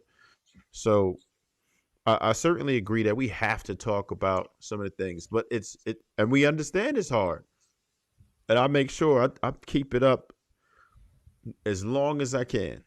That's my situation. This is what I've been through, and it's hard to deal with sometimes, right? But because I already know what type of life I had before this, right? But and you may not like it, some might judge for it, but it is what it is. I feel it's important to know because I don't like you were saying, you don't want people to just pop out of nowhere. Like, okay, how'd that happen? How'd you get here? People have to understand the process, and I do my best to explain what that process is, and it's hard. It's a hard process trying to get used to certain individuals. It's not like you just gonna have everything work right away. You have to work at it, and it's constant. It's a constant work all the time, right? It gets easier, but it takes constant work because people become bored, right? People become frustrated. And it's easy when you just dealing with somebody and they're your girlfriend or whatever. But when you start having to do the not so fun shit, like pay bills, like who's gonna babysit, who's about to get up 4 a.m. because the baby's crying, right? When you start going through those things, and you realize if you could work with somebody, if you could live with somebody, you have to understand compromise at that point. So it's not an easy situation, and I don't want anyone to ever think it's easy to be in marriage. It's going to be constant work. Yeah. We're gonna go ahead and transition. Appreciate that, Trev. I got the Chicago brother thing. AP accountability partner, $10 says very strong and very panel. Much love and respect, my brothers. And then we also have AP accountability partner again. $5 says, to be honest, I'd rather hear you brothers talk about what you see in your real life as opposed to what they say in the space. But chaos sells. Appreciate that. Hit the like button. Also, make sure you subscribe to the channel. We're gonna go ahead and move on to our next topic. Last week, Sweeney had asked a question. I'm gonna play a clip, and it's gonna be the Russell Wilson clip. So after you comment about that, I want you to answer this question: why is a man required to raise boys to men? Why is a man required to raise boys to men? So I thought it was a good way to kind of tie this into this conversation. I'm gonna go ahead and play this clip. See. And when I walked in the room and I saw, little Future, he's 9 months at the time or whatever, and he crawls in my lap, and it was like, this is going to be my responsibility. God, I remember leaving that night and God saying, God saying to me, raising this child, it's going to be your responsibility.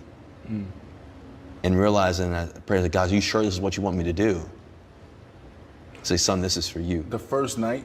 Yeah, the first night. Mm-hmm. It's going to be your responsibility. And was that scary? Oh yeah, I think scary just in the sense of, not scary, but it was more so an opportunity. Like, okay, God, this is what you want me to do. This is, stepping in to raise, a child with C and this and that, and realizing that, okay, God, like, I know she's the one for me, but also too, I'm going to take this responsibility as well. Like, okay, like, and I was ready for that. I was ready to this responsibility as well. Like, okay, like, and I was ready for that. I was ready to, I love children, as you know, I love kids and everything else, but it was like, man, to help raise a child and everything else, understanding that, okay, God, you're gonna give me this opportunity. What a gift. Even Jesus himself, like Joseph was a stepdad. I was like, okay, it wasn't biologically his. So I'm like, okay, God, you're gonna give me this opportunity to love the way that you were loved, like to love the way that you want us to love, the way, God, that you want me to.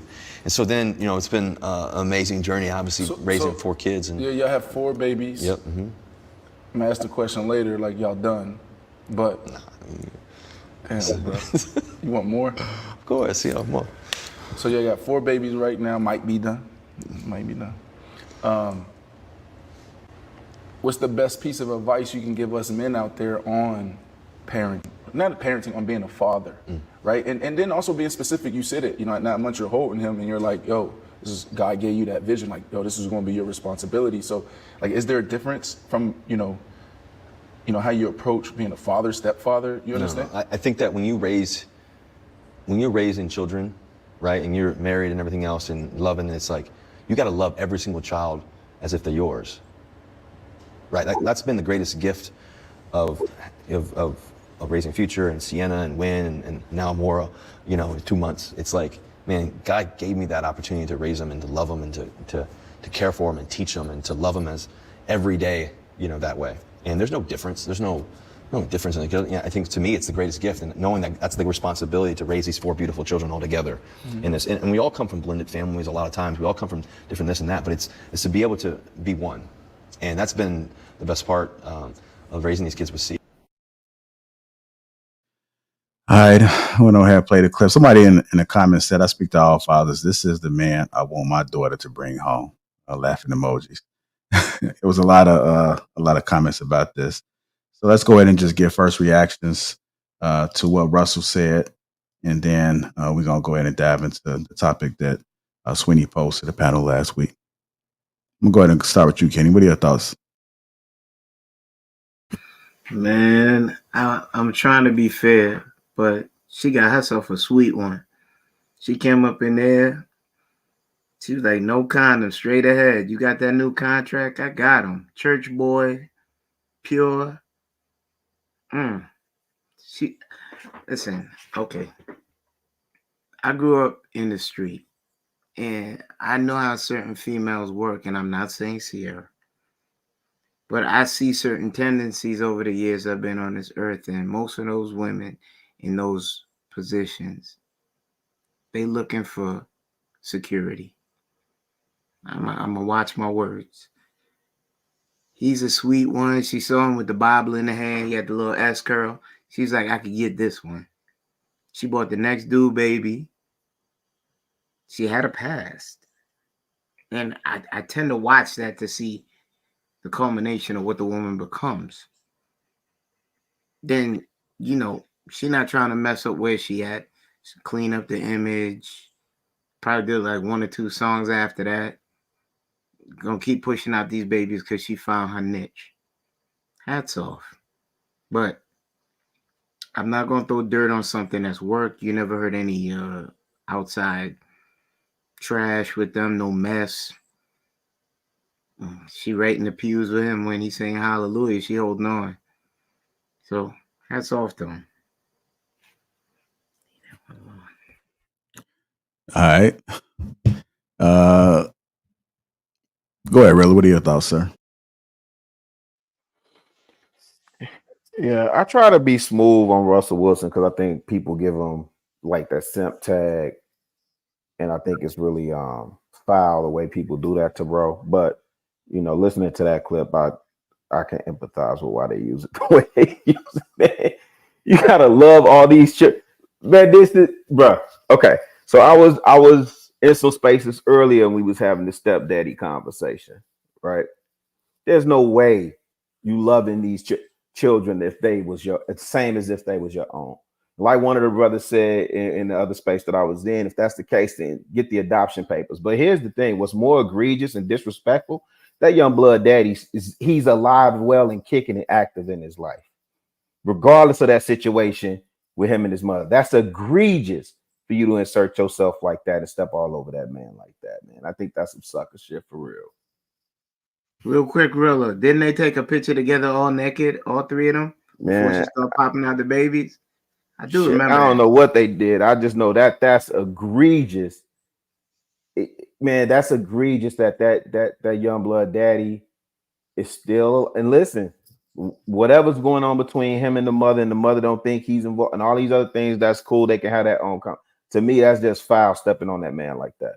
That's disrespectful. That's wildly disrespectful to step on that man like that, as if he deceased or he not in that child's life at all. So how is he stepping on him? I don't understand. The way he positions and presents and claim that son as if that child has his last name. Well, he said he's gonna love him like it was his home. So yeah, I get that. So what is it? He's treating them like it was his own. Well, treating them like that's your own, that's one thing, right? There's a certain, I'm just saying for me, fam, you know, I'm gonna leave it at that. That's my initial reaction. I don't want to go overboard with it. That's wild to me. JR, if you could kill up that clip if you got it, bro. Cue the next clip I just sent you if you got it.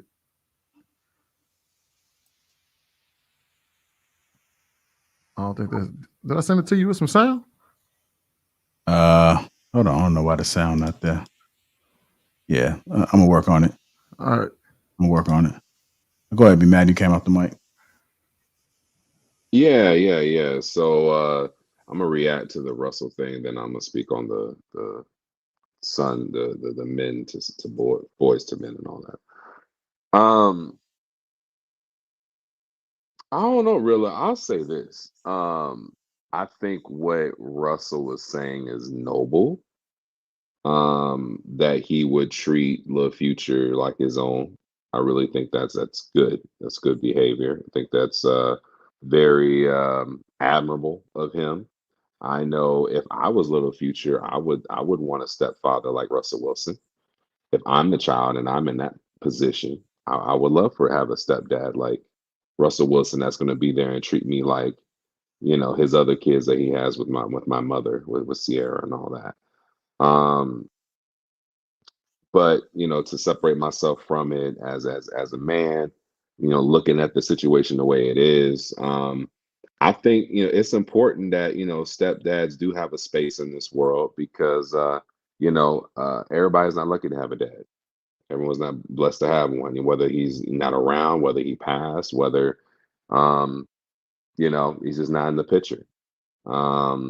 Because these boys need to be led by men that are present, that are in the household, that is going to care for them, that's going to give them good and sound advice and set them up for success. I've never been in a situation like that. My dad, has been in my life my entire life, and I am the man I am today because of him fully. He has done a masterful job, and to create another version of himself in the right way. And I think he did an amazing job rearing myself and my brother. And letting us know what manhood is really about, responsibility, being a man of your word, all you have in this world is your name and your last name and your nuts. So, don't bullshit, all that stuff. So it's very, very, very important.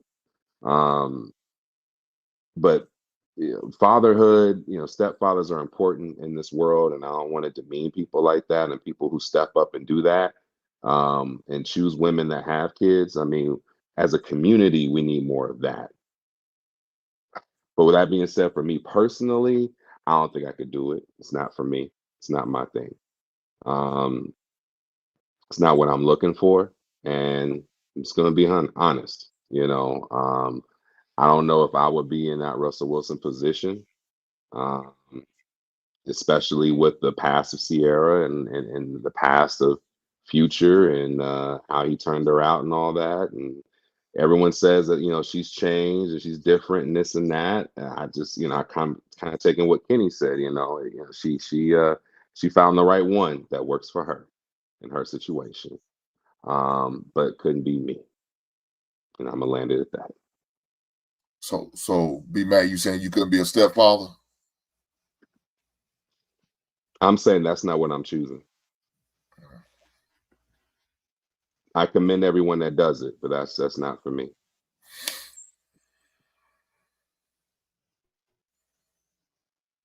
All right. Go ahead, Trey. So I hate that this happened.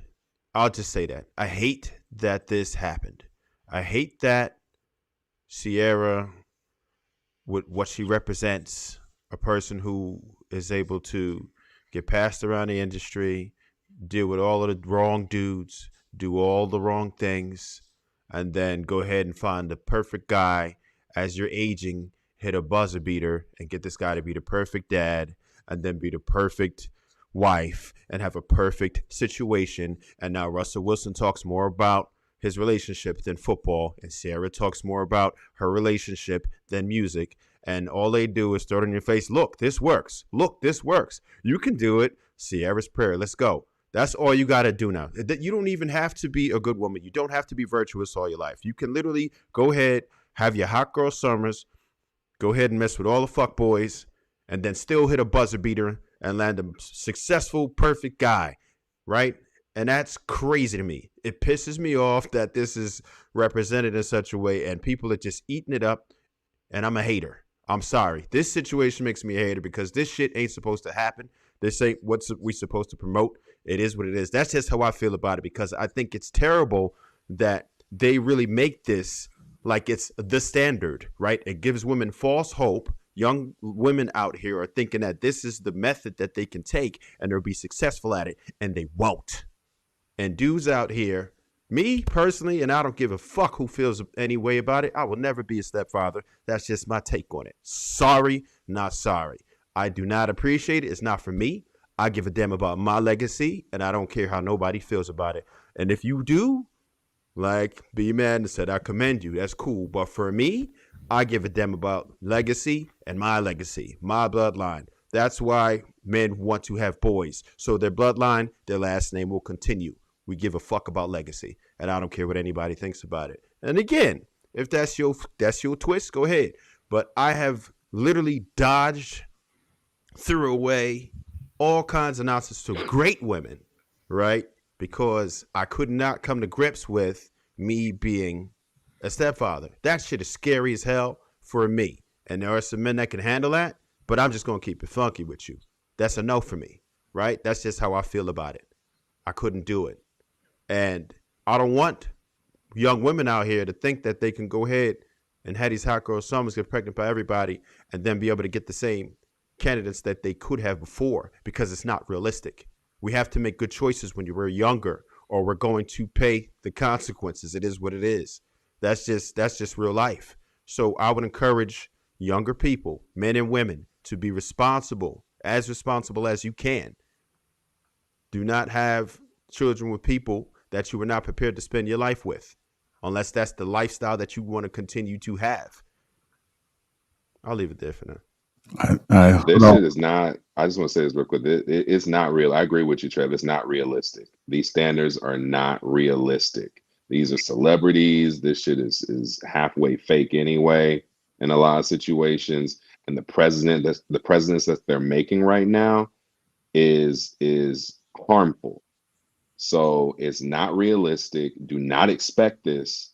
Don't expect to get you a Russell Wilson to do Sierra's prayer. Like, that is not realistic at all. So, at the end of the day, you want to pay the piper some way, somehow.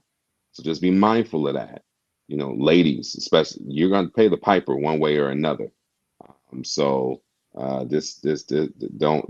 get caught up in this celebrity BS. So she got one, she lucked up. That is rare. Just like Beyonce getting the Jay-Z and all that. That ain't realistic.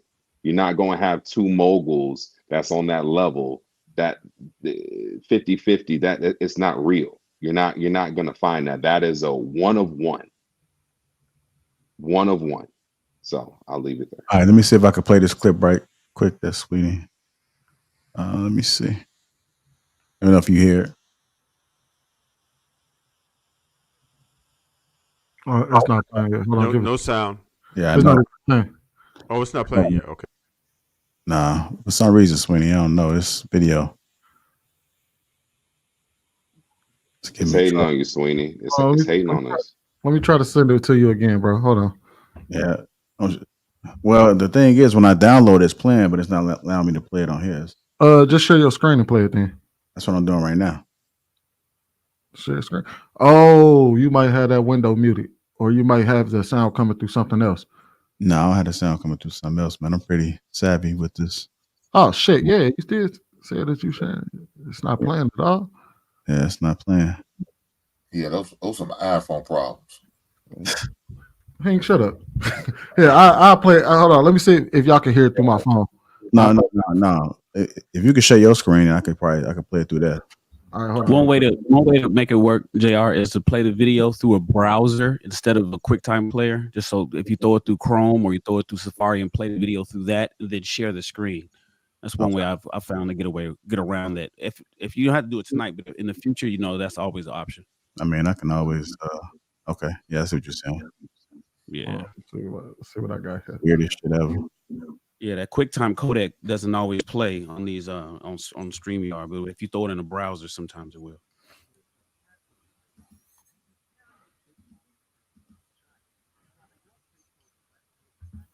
You got as many. Yeah, it's awkward silence. It's killing. Yeah, and listen, I ain't got no issue with stepdaddies. I'm just speaking specifically to what Russell Wilson was saying. I just think that's wild to put your name like that on another child or on another man's child, and that man is still alive. I could see if he had passed, or he signed over his rights, or he just wasn't active. He all that fair game. I get that. So Chicago really say he took his last name. Is that what it is? No. I'm saying he paraded the boy around like that's his son. Well, he lives in his house. Okay. And he takes care of him full time. Be Madden. Well, Did you find that picture? So his go ahead. Did you find that picture?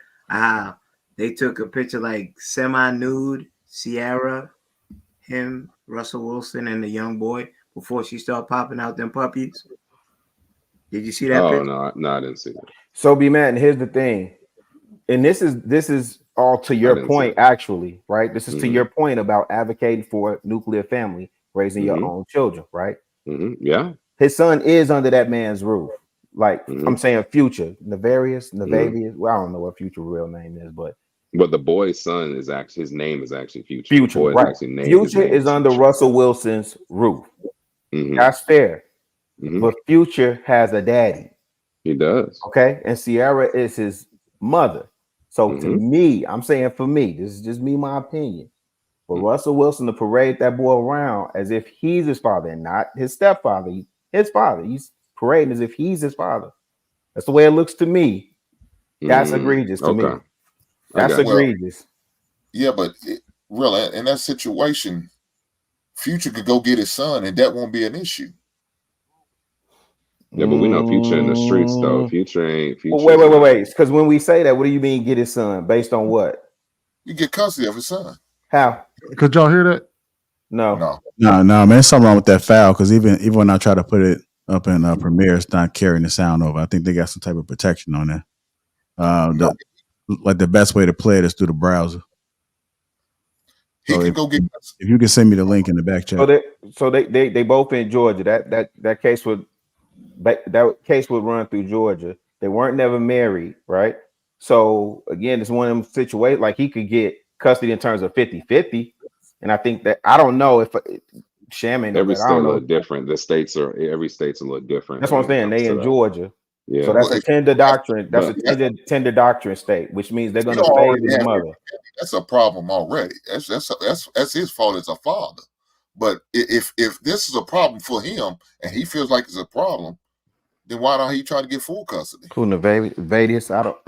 That part I don't know. I'm not speaking to what Future's action should or should not be. I'm speaking to that. I'm saying if I found that to be egregious, like what you saying, Rilla, then I'm going to get my son, and he's going to be with me, and he's not going to be prancing him around like he is. But it's obvious either he doesn't care or he finds it not disrespectful. One of the two. Right. No, he's wanting to complain about it. But this is what I'm saying, because again, we talk about arming men with the knowledge, right? Hey, so unless Sierra's on crack, I mean, he's got to be able to you got to know what you up against with the system. So I think they have, I don't know if it's 50-50. I know he has visitation and he pays child support. What more? You're saying full legal custody? He should have full legal, and you think he could fight in the state of Georgia and get that? Do what he got to do. If he finds it that egregious, as you say. No, I didn't say he did. I'm saying I do. I'm saying, what if he has that same mindset you do? We don't know that. Hold on. We gotta be mindful of real quick. We gotta be mindful too. Like Future and his baby mamas and his kids are up like Nick Cannon's like numbers. He's got 8-9 kids. So I mean, realistically, I don't think he's trying to get that level of full custody of just that one kid, let alone 8 or 9 others. Right. So I mean, I think he kind of, 8 or and 9 this is others just speculation. This is just pure are not in speculation. the, I don't know you know, anything and about the 8 or relationship. 9 others are not in a situation where they having a stepfather prancing the man around like it's his child. Yeah. That's just We don't. one-time. Well, hold on. That's just the only famous one. We don't know what's going on behind closed doors with these other folks because he ain't with all 8, 9 these other baby mothers. He's not with all of them. So I mean, I'm sure he's Are they still dealing with it. I'm sure he's still dealing with a few. married in a relationship? No. And have No. What I'm saying is that, well, she was one of the first ones. She was one of the earlier ones, and again, she's the celebrity out of the bunch. So, and she married another celebrity on top of that. So when you got the other 8 or 9 baby mothers, like, some of them might still be dealing with them. The rest could be in other relationships, but I don't know that they're married. And the thing is, too, I'm sure that ain't none of them bigger than Future. So it's not going to be the same kind of taboo conversation as what's happening right here. I don't believe in making excuses for some bullshit. If it's a problem, that's what I'm saying. I don't think it is. I don't think it is. I don't think it is a big problem. I think Chicago really saw it as a problem. I didn't see that as the issue. What I saw was that I'm congratulating the fact. Is that what you said, Rilla? I'm congratulating the fact that Russell Wilson has the mindset that he would treat Lil Future as his own. Like, I think if you're gonna be a stepfather, you should take that precedence. If that's what you're signing up for and you're agreeing to, you should love that kid just like you love all the other kids and treat them well and raise them up. That's my only thing. Everything else, it's whatever. But I think Rilla was saying that Futures has an issue with it, right? And ain't that what you said? No, I was saying my personal opinion. Just responding to the clip. No, he's been saying stuff. No, I don't. Oh, he's been whining about. Yeah. He does his little sneak disses, and then Russell Wilson does his sneak disses. Cool. Yeah, they've been very passive aggressive in the public. Yeah. I would definitely make some attempts to see what we can do. It may not have to go to a custody battle. Maybe he can have a conversation with Sierra. Hey, what do you think about me taking our son and raising him? Well, that's the first thing I would do. I wouldn't straight go to the court if I could save myself some money, lawyer fees and all that. I'm gonna have a conversation with my baby mama. Hey, what judge is going to grant that? Let's really think about this right now. What judge is going? I mean, just optics alone.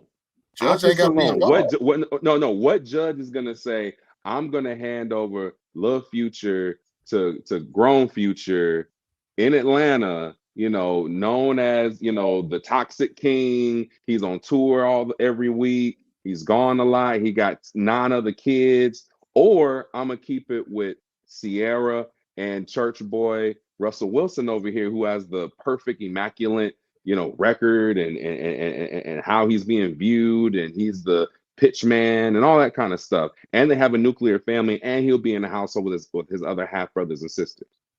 So who's gonna win? Who's gonna win that? I mean, just on optics alone. Here's what I say. Come on, I said, have a conversation with her.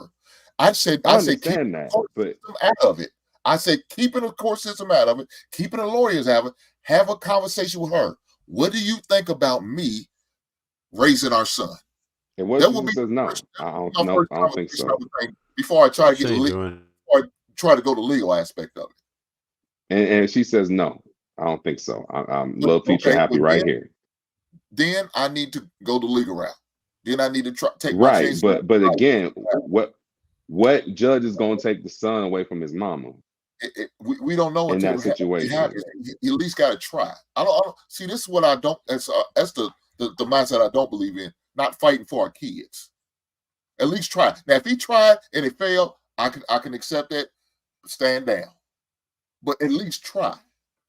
Yeah, I see what you're saying. I just think we got to be realistic about. Are you guys talking situation in particular? Yes. Is this a hypothetical? It's a hypothetical. Yes, okay. I'm about to say because Future got 9 kids. He paid $30,000 a month in child support. Keeping his kids. I'm going to try to play this clip. All right, 26 minutes to what? It's about 30 seconds long, 40 seconds long. Guessing she's at least 2, possibly 3 years older than Maxine. Now, the reason why I bring that up is because in the Black community, we love to denigrate fathers and trivialize their role within a family. We say things like Papa was a rolling stone. Wherever he laid his hat was his home. And when he died, all he left us was alone. But let me hip you to a dirty secret. Black men, more than any other men, are most likely to be stepfathers because Black women are who we're most likely to marry. And Black women, according to a Michigan study, have the highest multiple partner fertility rate in the country at 59%, nearly double that of Black men at 32%. Stop. Let that sit there. That's it, Sweeney? Yeah, that's it. All right. Hold on. He said 59% of women do next to men. That's 32%. And they always say, we ain't shit. They all sleeping with the same men. Wow. They sleeping with the same brothers. Same guys. The same dudes. Damn. That goes back to that 80-20. Yeah, I'm gonna need that. I need that link. Let me grab that link. I need that.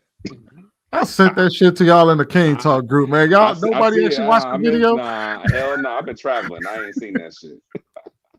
No, it's because this has always been a thing in the Black community, right? There's always been a lot of us had stepfathers in our lives. You know what I mean? So it's just an interesting conversation when we're talking about Sierra and Russell Wilson, because what he's doing is the reality for a lot of men, including myself. I'm a stepdad. And I wholeheartedly agree with him when he said you treat them like the same, you love them the same way you love your own, because that's how I love my stepdaughter. I don't see her no different than I see the other two kids at all. No way, shape, or form. And then to realize like his reality is like a lot of people's reality. So that's why when Trey said that, I said, I don't know. There's a lot of men out there that are stepdads. There's a lot of men out there that were raised by stepfathers. And hell, would have probably been worse off had that man not been in their lives. I believe it, but I still stand. I'm 10 toes down on that for me. Yeah, 10 toes down, right? And like I said, if that's what you choose, I'm not saying there's anything wrong with that. It's just certainly wrong for me.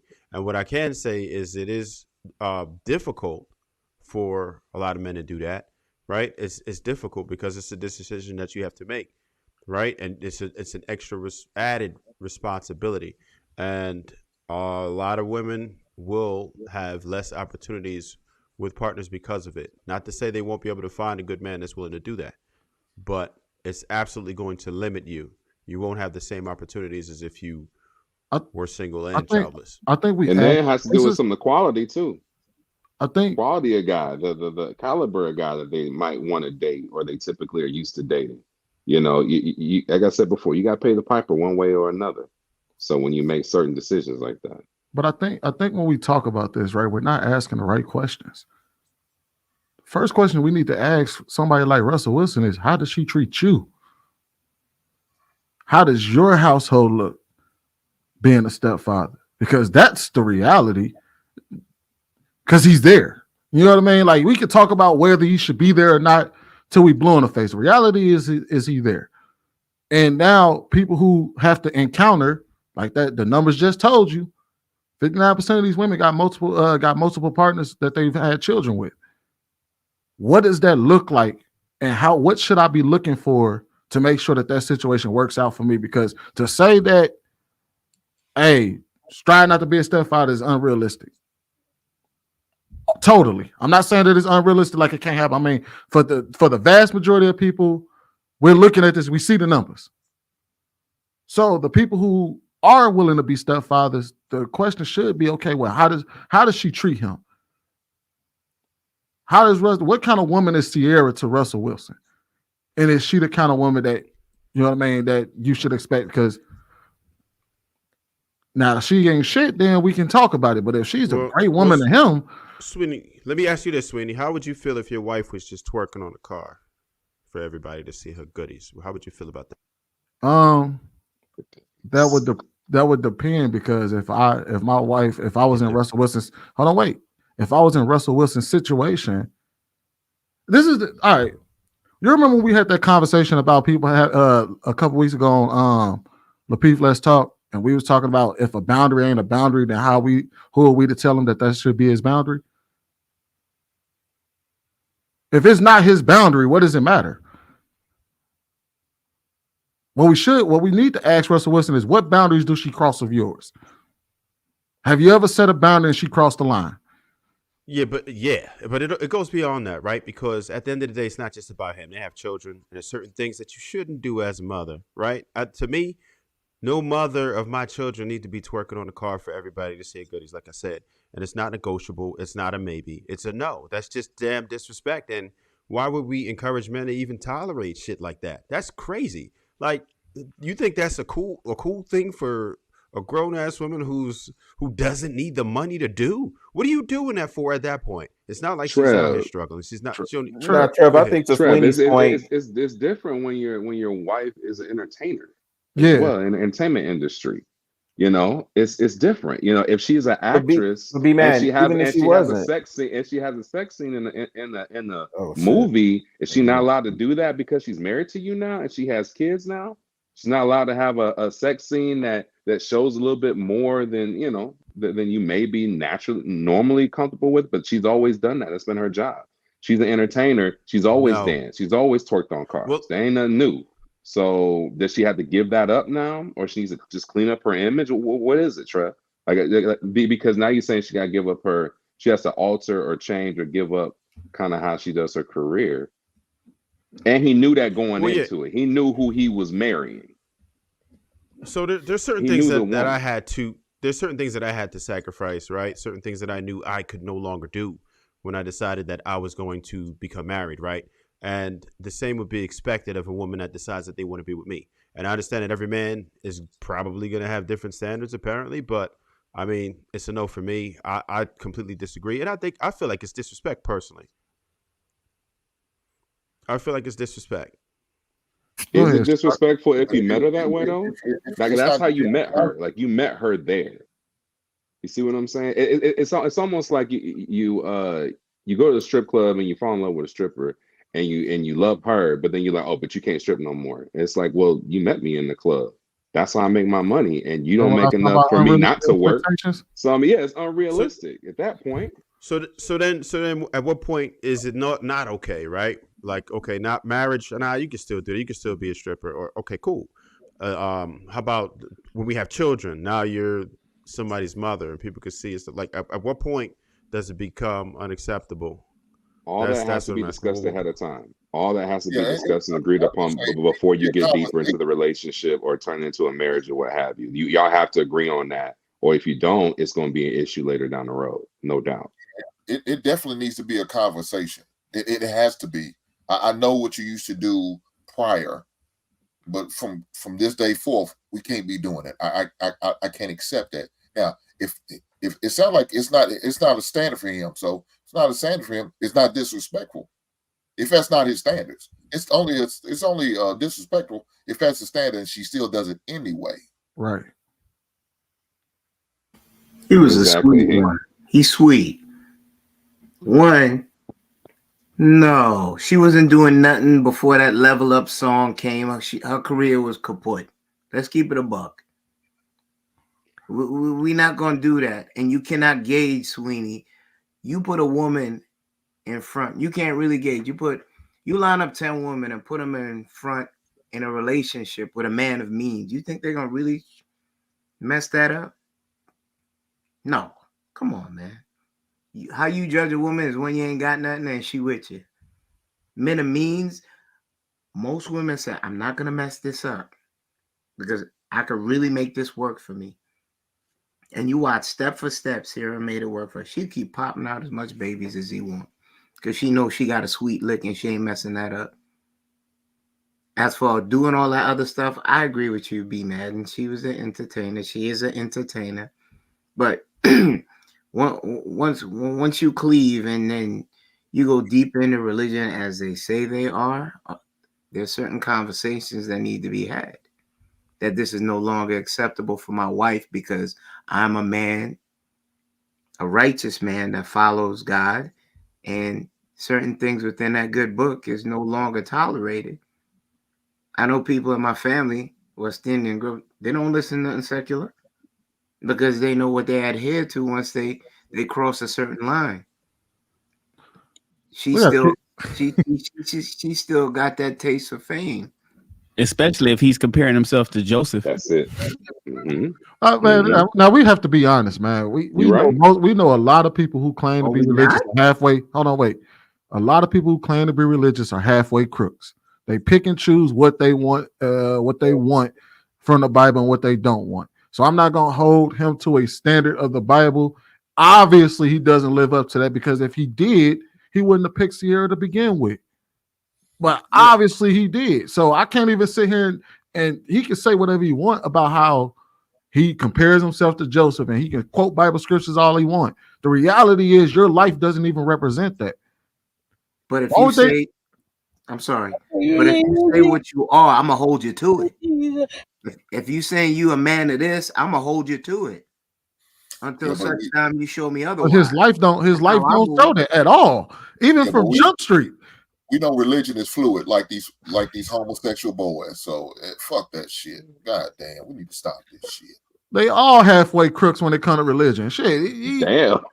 I want to hear more about the stepdaddy piece though, right? Because Sweeney, let me ask you this.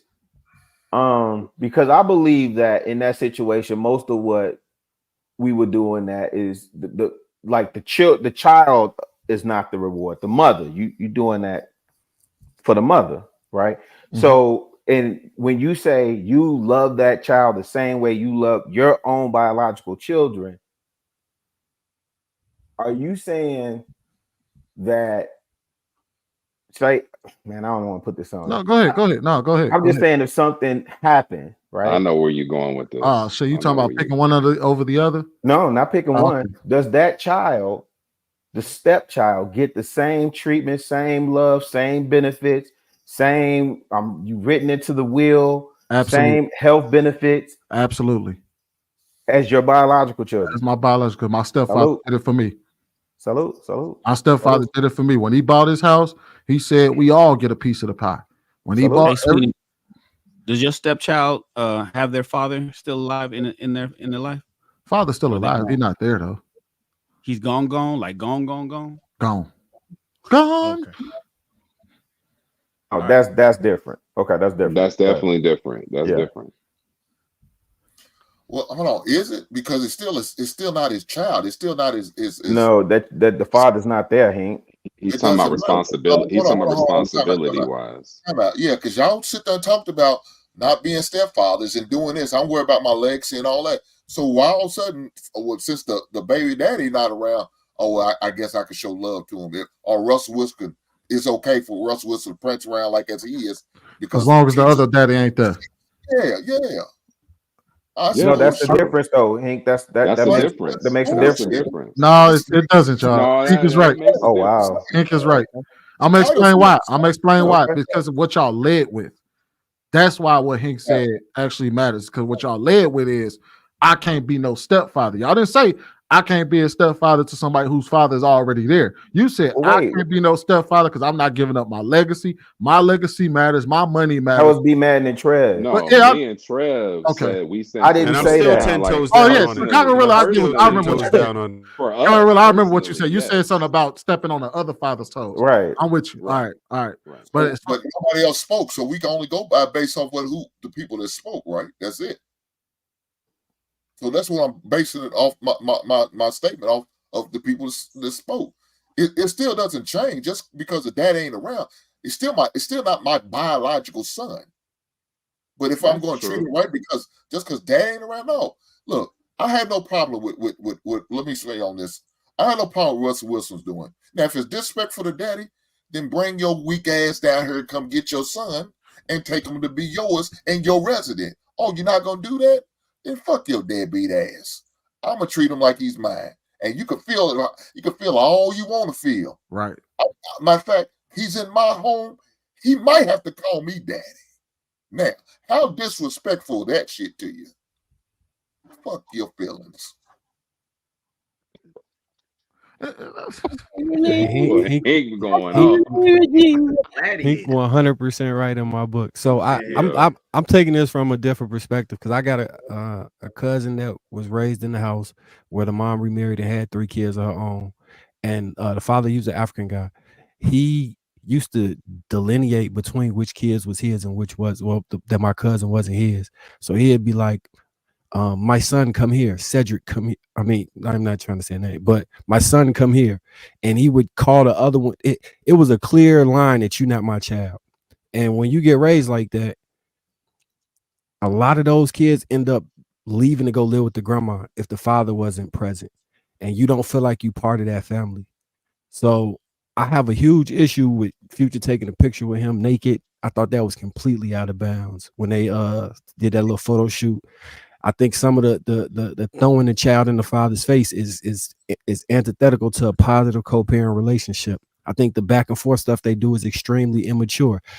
If you want your child, you should have came and got him like Hank, and the throw fits in the public that's not, to me, that's not what grown men are supposed to do.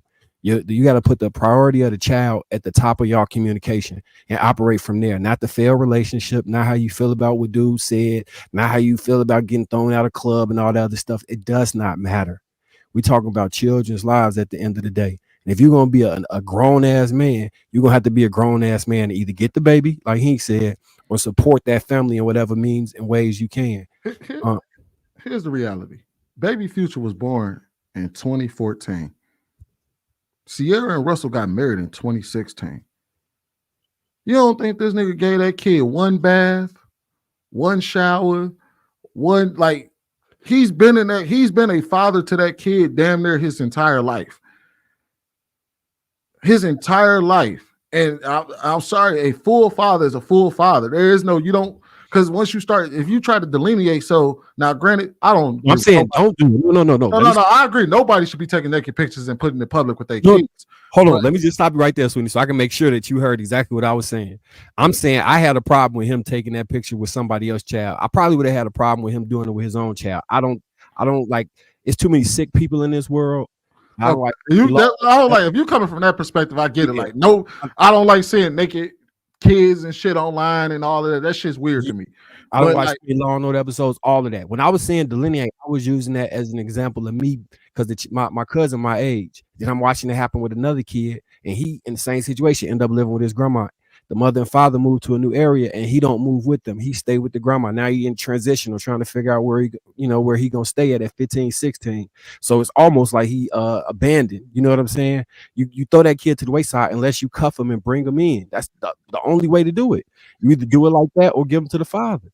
Because anything else, you're not really my son, so I'm not going. That's his father if he's gonna be there. That's the best bet you got. That's the best bet you got when you in that situation. So yeah, it's about the kid, not him. And at that point in time, Sierra and Future, the father, was not on good terms. You would want to try to mitigate all that before you start doing all the celebrity stuff, putting your baby out there.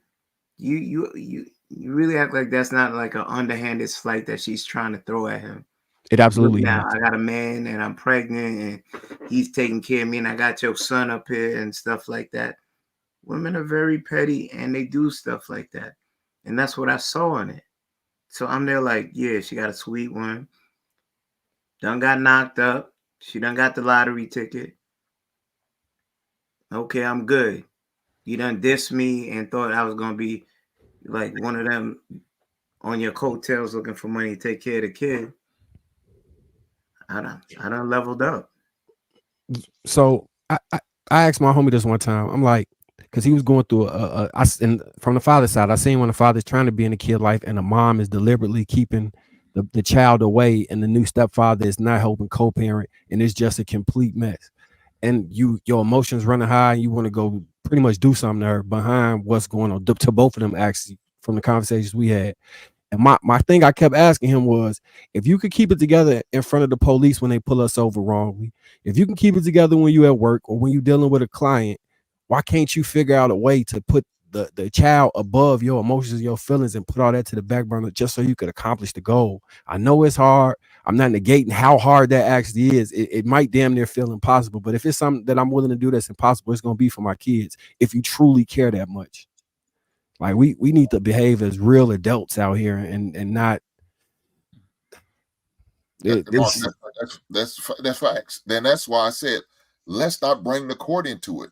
If I can, Sierra, let's sit down and talk. Hey, what do you think about me raising my son? Having a conversation with the woman. Trying to have some type of cordial conversation. And maybe, just maybe, okay, I think that would be a great idea. Let's see how it goes. Even if it's just a temporary basis, just to see how it works and if he could change his lifestyle a little bit in order to raise his son. Why not? I guess, Hank, the only difficult part about that, and this is kind of where it becomes problematic, is that this is the world we created, right? And so now we created a world where being step parents is allowable because we allow divorce and people to, walk away from marriages fairly easily. So now that we have created this problem where there are higher chances of step parents, now we're asking a mother to walk away from her child. And I think that will be an extremely difficult conversation for most people to have because she's battling with the same demons that we battle with.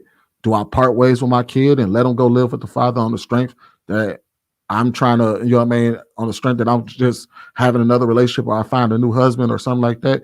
And I think that'd be a very difficult decision for her to make.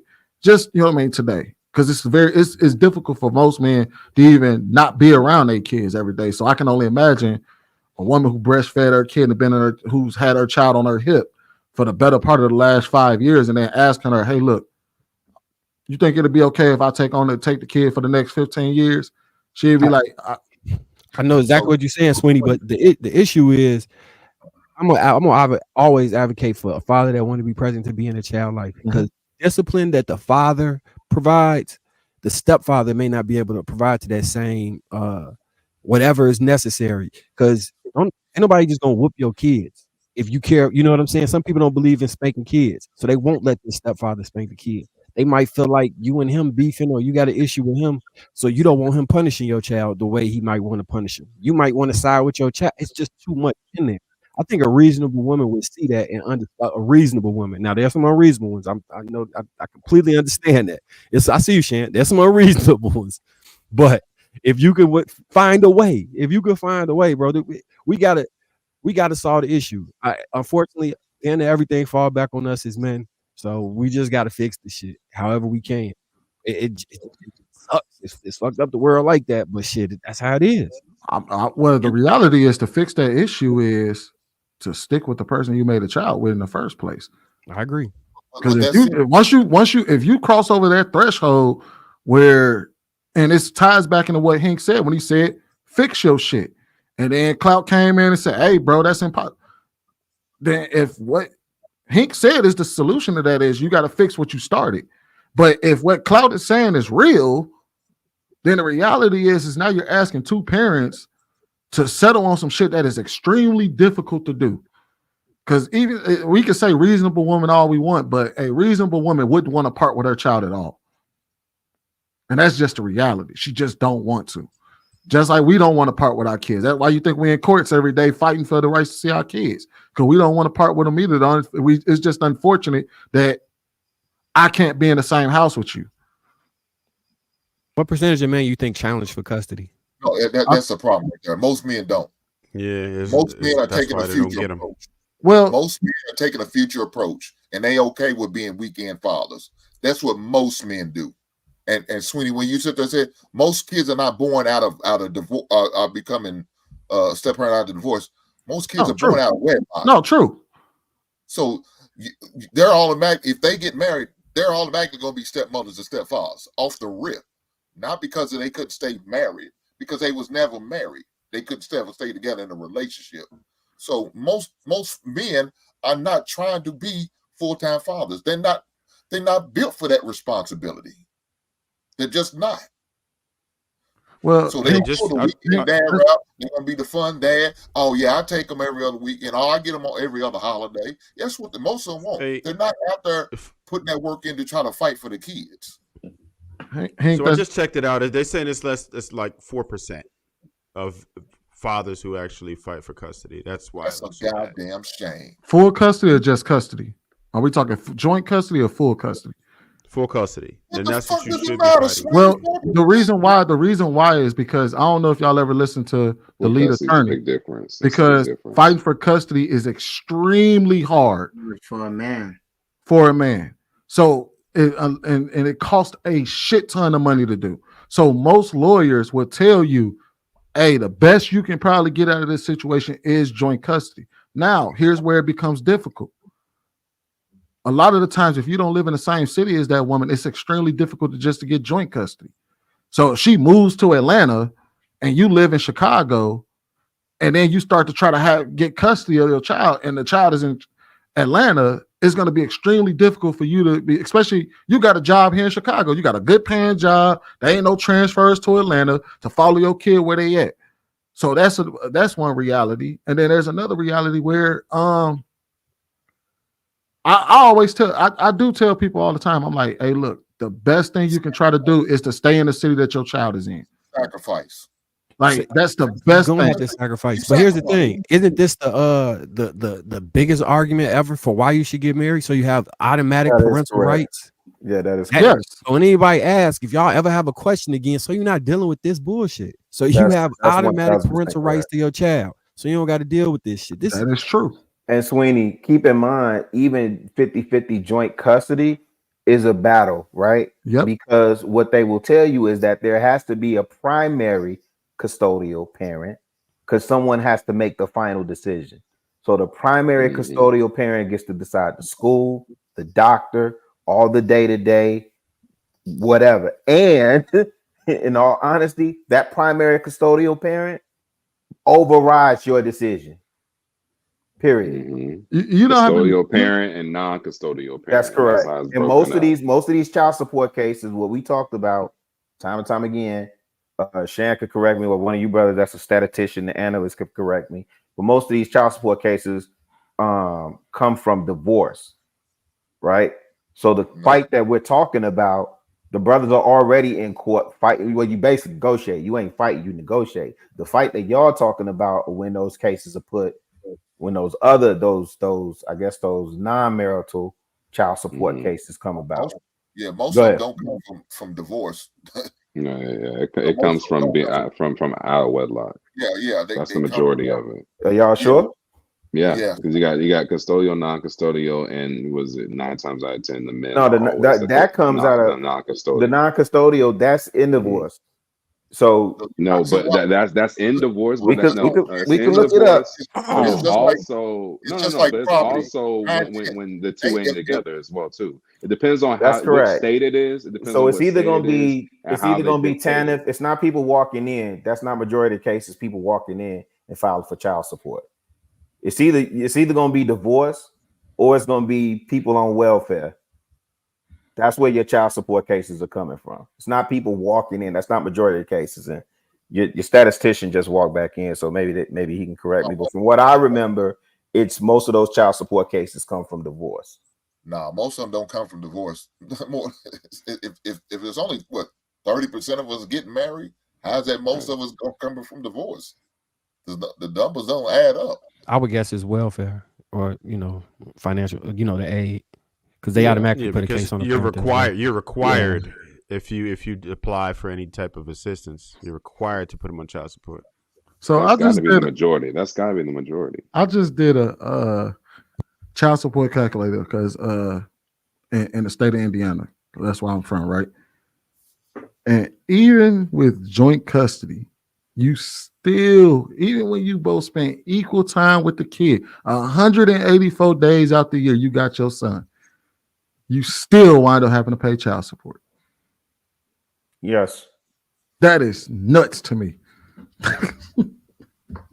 That's most states. That's most states, Sweeney.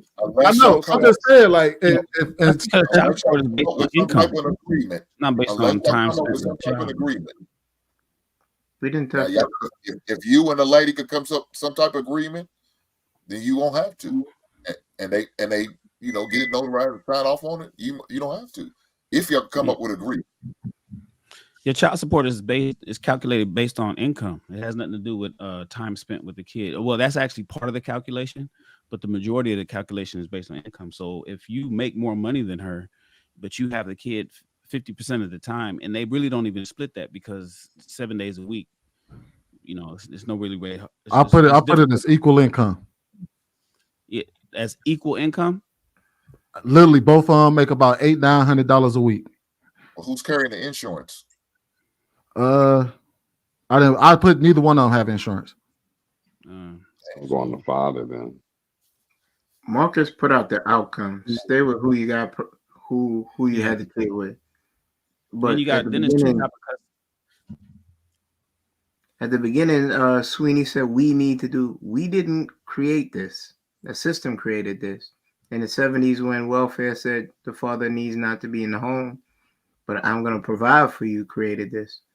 This was a systematic problem that was put on us, and it was perpetuated by how women also react today. You say you don't need the father in the home. If we're speaking about us, because we're all black men up here, that's where it started. Not that we wanted that. Before that, we stayed in the homes. We came back home. When daddy died, he had a family across town, and the other family met the family, but the household stayed intact. And we're having discussions in 2024 about something systematic. We didn't do this. You understand? Certain things were placed there so financial gains could be given to women to push them further away from their child's fathers, and then things multiply and we get where we are. I'm not shedding accountability from the men that still go out there and get women pregnant, and whatever happens, concessions are not made so that they can stay together and get married. But I would like to say this is more systematic than just a we problem.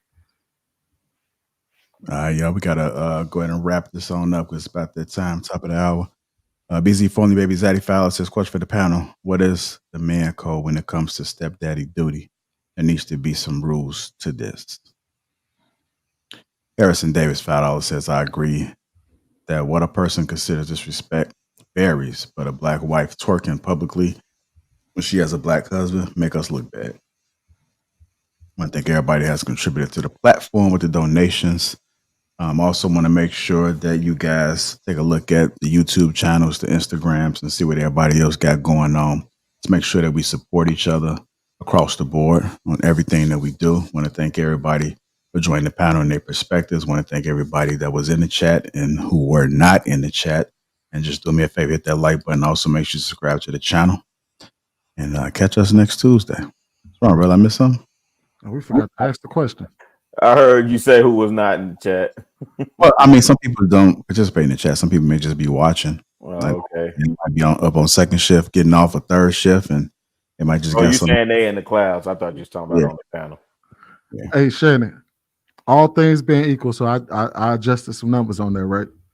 I put that both parents pay $150 a week towards child care, and both parents pay about $40 for their insurance each. And it came out to the mother paying the father $38 a month. I mean, $38 a week.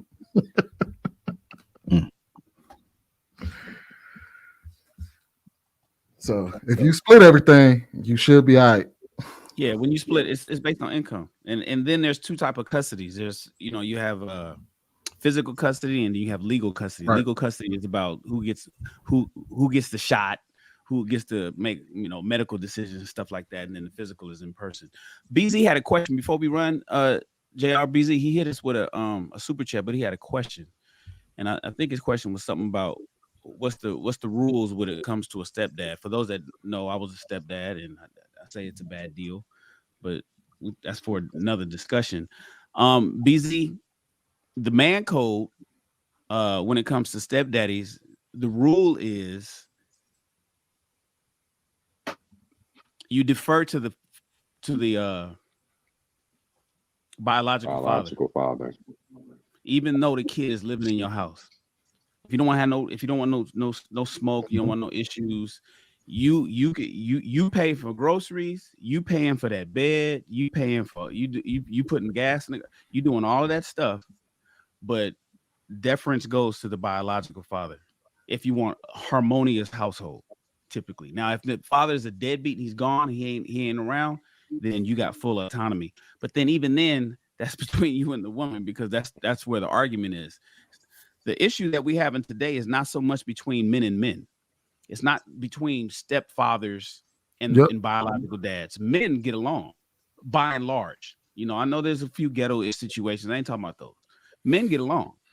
It's women that's putting a wedge in there between, and women, because they weaponize their children against their husband, and they weaponize their children against their baby daddy with their new husband. So that's where the issue comes oftentimes. And when it comes to discipline, when it comes to buying Christmas gifts, when it comes to, you know, who gets the new Air Jordans and all that kind of stuff, the autonomy always falls back on mom. And it's almost like, as a stepdad, you typically have to ask permission, where if it's your biological children, you just do what the fuck you want to do. So, fuck that shit. Hell no. It's a cold game, bro. The only thing about that, Hank, is I know it's a dirty game, because you're dealing with a fully autonomous person who has the freedom and the motion to be able to make their own decisions. So when it really does come down to dealing with somebody that's cooperative. Hold on. What do you mean? Who has All the right, right? so like what? I don't have a right to make no decision in my house. What are you talking about? What do you mean? Yes, she does. What do you mean? A child. You said a child. No, we're talking about the woman, man. I'm talking about the woman. I ain't talking about the kid. I'm talking about the woman. Well, look here. First things first. If you're gonna be dealing with a woman with a child, she got to she better set the parameters. Let that child know he's the man of the house. Agreed. What he says goes. That's got to be. The 80s. That's that 80s and 90s mentality. What I'm talking about is that's 2024 for me. My lady had to get that shit set up straight. I'm not doing this. I'm not going in this situation like that. You have to make sure that precedent is set, and if it's not set, that's a problem. She got to say something. Now, what is that? We're not doing this. This man's not gonna tell me what's going on in my home. Now, if that's the case, he needs to come get his child and go off and wherever they at. If you don't want, now I look, I'm not gonna sit there and spank the man, but if I feel like the child needs to be punished, yeah, she gonna be punished, or he gonna be punished. Yeah, you can do that. Well, wait, why did you give that disclaimer? Why did you say I'm not gonna spank the child? Because I don't believe it. Huh? I don't believe in it. Oh, so you don't spank any child? Me either. No. Oh, okay. So I will I thought you were making a distinction between somebody else's kid and your Their own. kid and your Who kid. said that, Yeah, Sweeney? that's what I do Sweeney ass said that. I'm an equal opportunity ass whooper. Hey, Sweeney, I had planned on it. Like you're getting a little happy about beating kids' ass. I'm concerned. Hey, look, hey, sometimes you got to put your foot on their neck. Damn, dog. Sweeney Melvin for baby boy. Honestly, though, I believe. No, truly though, I believe that you should use That's a damn Melvin. Right. If CPS be at your barbershop in the morning, don't be surprised why.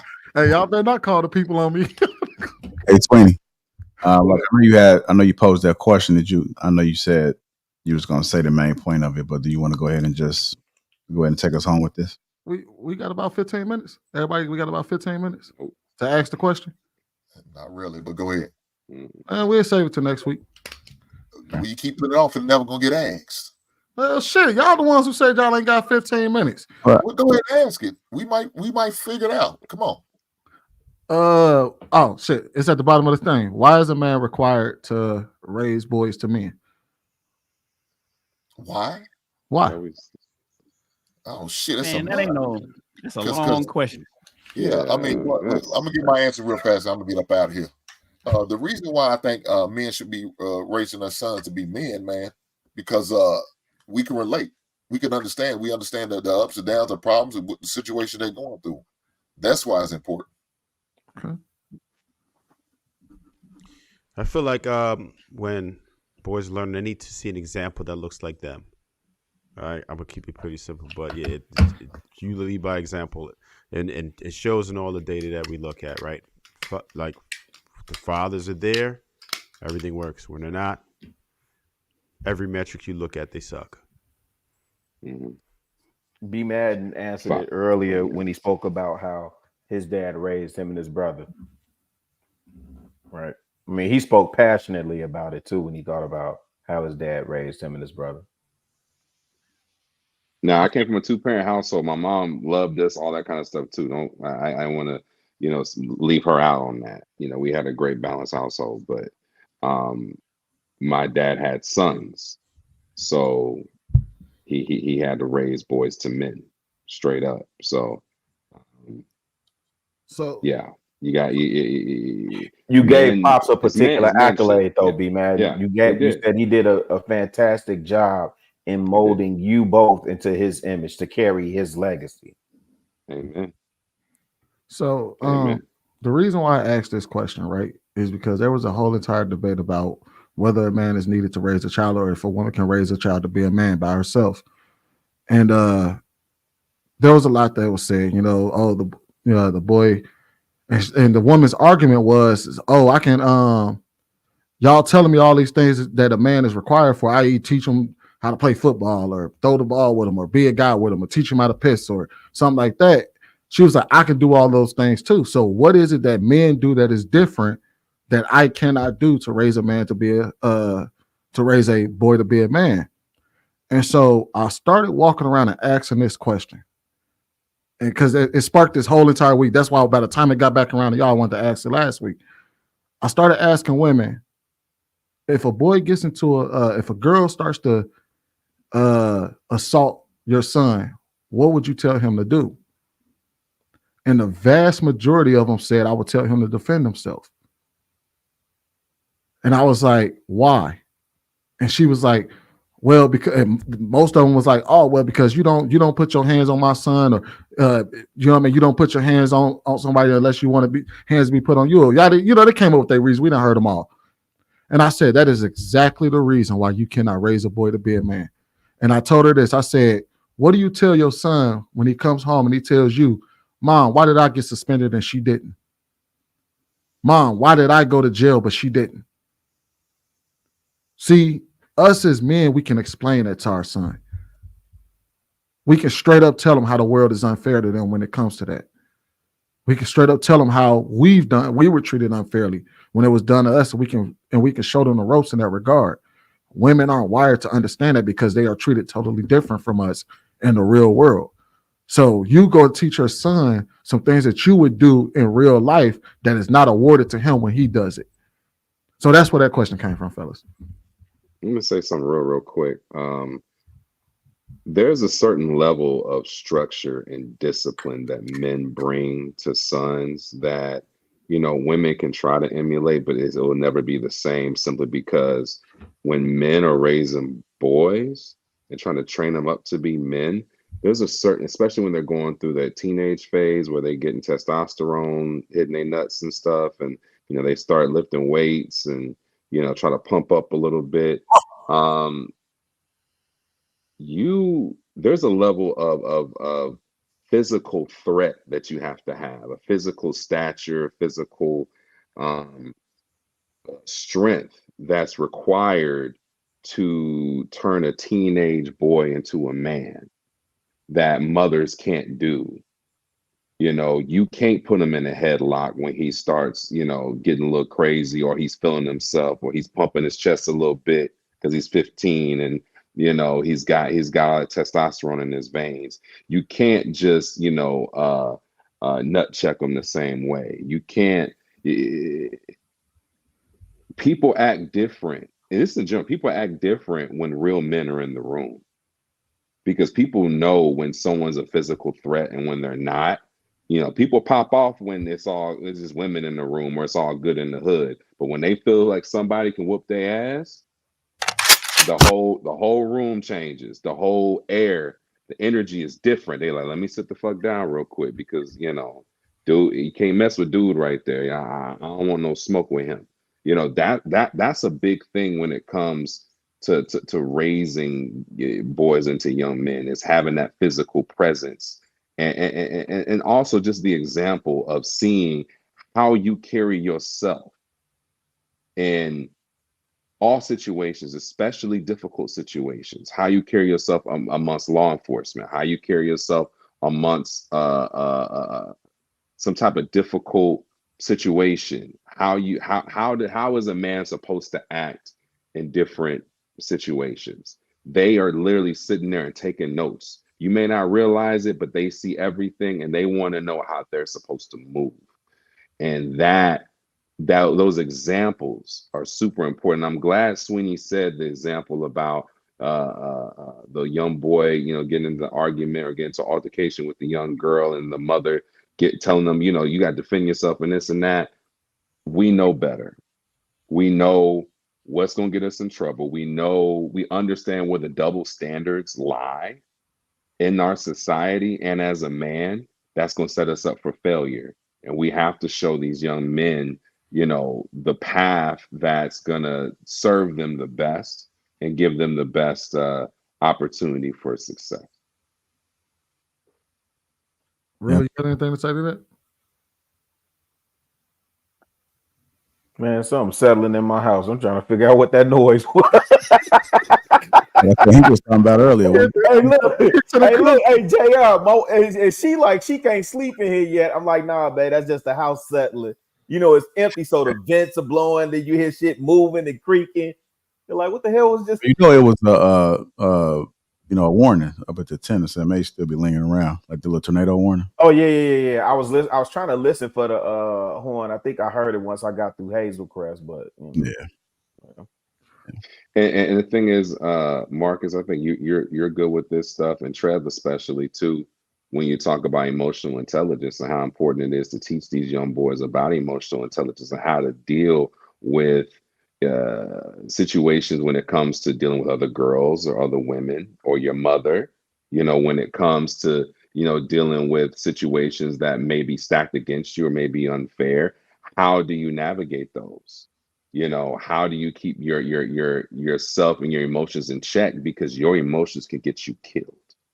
Literally, your emotions can put you in jail. Your emotions, what do they say? One of the most dangerous people in the world are men who don't know how to control their emotions. That's one of the most dangerous people in the world. If you can't control yourself, you can't control your emotions as a man, you can go radical here to there. You're a threat to society. Do you think that a man raised by his mother understands the propensity for violence that men can have? No, not in the same manner. Not generally. Not because they used to. Most these shorties, and I'm thinking, because when you said that, be mad, I'm thinking about the schools. Marcus, you know this. Schools don't even have rivalries like they used to when we was growing up. I'm talking about city of Chicago in particular, because they deadly now. You can't even have the friendly rivalry that you Kenwood versus Whitney Young, Julian versus Corliss, Finger versus Carver, Harlan versus I don't even know who Harlan was. You know, understand what I'm saying? You can't even have those because shorties be so emotional and eager to pop off. And one of the reasons why is because they see their mother's emotions unregulated. Again, this all sends us back to the point for why we saying to keep the nuclear family together so they have that masculine. I think what you was talking about a lot of B-Man was that masculine presence. It does invoke fear, but it's a reverential fear. You gotta understand too that it's the media as well, like the songs and like the things that they're consuming. Like they got all that wine and music, all that coping and sipping on that lean and. No, you know what, JR? That's a really good point, because it's called like emo rap or something like that. So when I think about Juice WRLD and that whole wine, you right. I didn't even think about that, but you're right. Hey, Chicago, really? XXX Extension, whatever. That dude. I was taking a step forward. Lil Uzi Vert, all those guys. All my friends are dead. Yeah. I found out what that preservation. mean when he did that song. That's supposed to be about money. It is, I had no but idea. yeah, he's Oh talking about hell dead no! presidents. Yeah, You, he's talking about dead presidents. He's talking about money. Yeah. I But would have still, never got that. Yep. Hey, but Me really, neither. Yes, sir. to add to what you said, I don't even think it's an emotional thing. I think women, think about how many women can easily step in a man's face. No problem. Regardless of how big they are. Because there's a level of they understand that a There's man no won't touch threat. them. it's a level There's of no threat there. protection. There's Whereas, yeah. and then imagine they sons seeing their mother step to any man, no You matter see the it in the size. schools every day, Sweeney. You see how see how the mothers come to the school stomping through. Who touched who talk woo woo blah blah blah, and they jump in these coaches and these male teachers' faces the same way. So guess what, little Ray Ray finna do? You understand what I'm saying? Do the same shit. Ray Ray on the same. You know these teachers in these schools now. These kids will cuss them out, and then the teacher got to come back and teach them the next day. No reprimand for them kids. Ain't no detention or in-house detention, because now it's on the school's attendance the school attendance is tied to federal funding. Yep. Yeah, and they care more about that than anything. Correct. You're absolutely right. I got a principal. I cut her son here, and she tells me all the time how she was like, you can't fail them because that's tied to them. So like if you really want to hold them accountable, it's tied to the funding. Then she was like, you can't suspend them because it's tied to the funding. You can't expel them because it's tied to the funding, and you can't kick them out. And the only thing you can really do is try to transfer them to another school, but then you lose the funding and the other school gets it. So like a lot of these teachers and a lot of these principal hands are tied behind their back. And part of it is because we got a lot of people out there that don't mind. They raise their kids to be their friend. Like I think our number one job, right? Our number one job as parents is to raise our kids to be able to function amongst other people, understand hierarchy, understand when authority figures, learning how to act amongst other people. And a lot of us have failed at that. Yeah. Let me ask y'all a question. Do y'all think that men being raised that women are equal, like we're both on equal planes, we're equal in all things, is affecting the way that the young man's minds is coming up? Like, you mean the assumption that we're all equal, or so like in this space, I've heard them say things like we're equal now. Women are equal to men. Women are equal to men. You damn well know we ain't equal.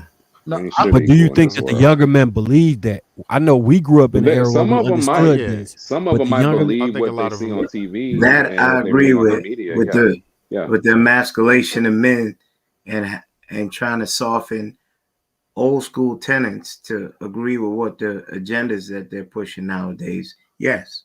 I have to disagree, Marcus. Okay. The reason why I say that is ties to the question I asked earlier. If women truly believe men and women were equal, they wouldn't step in men's faces like that. They know that we're not equal is the reason why they feel like they can do it. So when their sons grow up and they act just as violent as their mama and step in anybody's faces and whatnot, it's because they watched their mothers do it. So if women truly believe that we were equal, a lot of the shit that they do to men, they would not do because they know that the way that ICB madness equal, man, there's a lot of different things that goes into that. Now, yeah, that's why I'm with it on that. That's why I meant by that. It's been more I of don't understand what you're saying. Women are enabled. It's been more of an allocation for men. Women don't have the ability. Yeah. Women are enabled because they know they can do something to you without repercussion. But that's so what I'm the saying. Generation of guys are more willing to fight women than any other generation I experienced. Kind of took it a little bit. Like if you really think about what he's saying, like, you know how like men know that they're not gonna go back and forth with each other because they know they're gonna pop off. So Sweeney's point, if you really just think a little bit deeper, is saying if they really thought we was equal, then they will move accordingly. But instead, they challenge us. You know, like they come in our face because they're still trying to like regain that. Well, not regain, but trying to get power from us.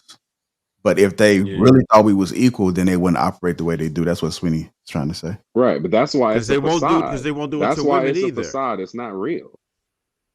It's a facade that Yeah, they 'cause- think that we're equal. They know we're not equal, but again, they might be broadcasting it and saying that we're equal on different platforms, on YouTube, on the internet, on TV, in these movies. We're equal now. And look at these numbers. Women make more money than they ever have before. Look at these numbers. Women are in more. Black women are in college now, enrolling and this and that, but not seeing the other side of those numbers. The fact that they're not graduating at that same rate. They might be entering college, but they're not graduating at that same rate. You look at over 75% of women are making less than $75,000. You know what I'm saying? So they're not looking at the other side of that.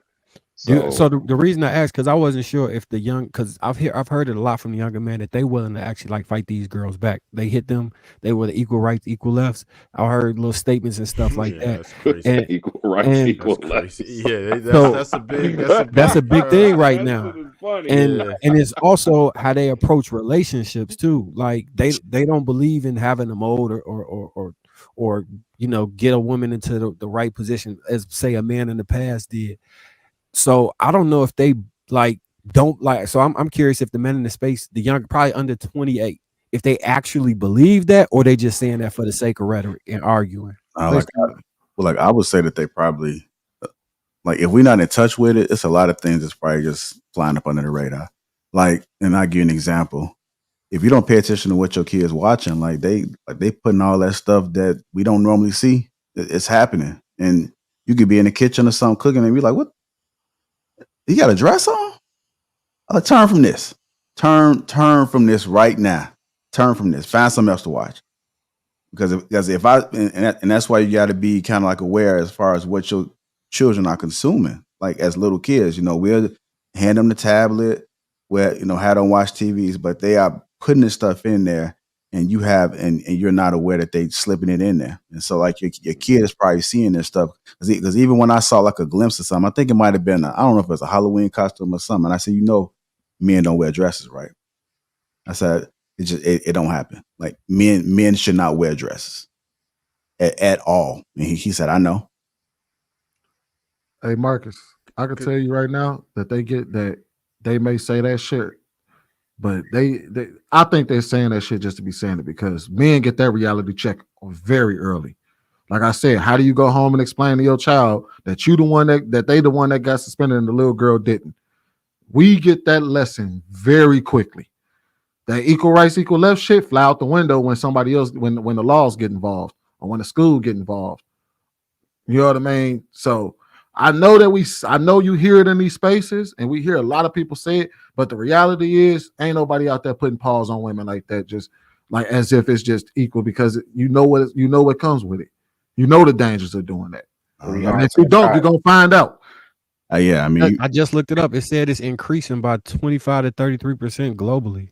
Yeah. Globally, that's a little different, because I'm talking about here in this country. Over there, there's a lot of shit going on but like here, you find that you learn that lesson really quick. Well, I'm glad you said that. In other countries, women are more respectable and they respect that pecking order.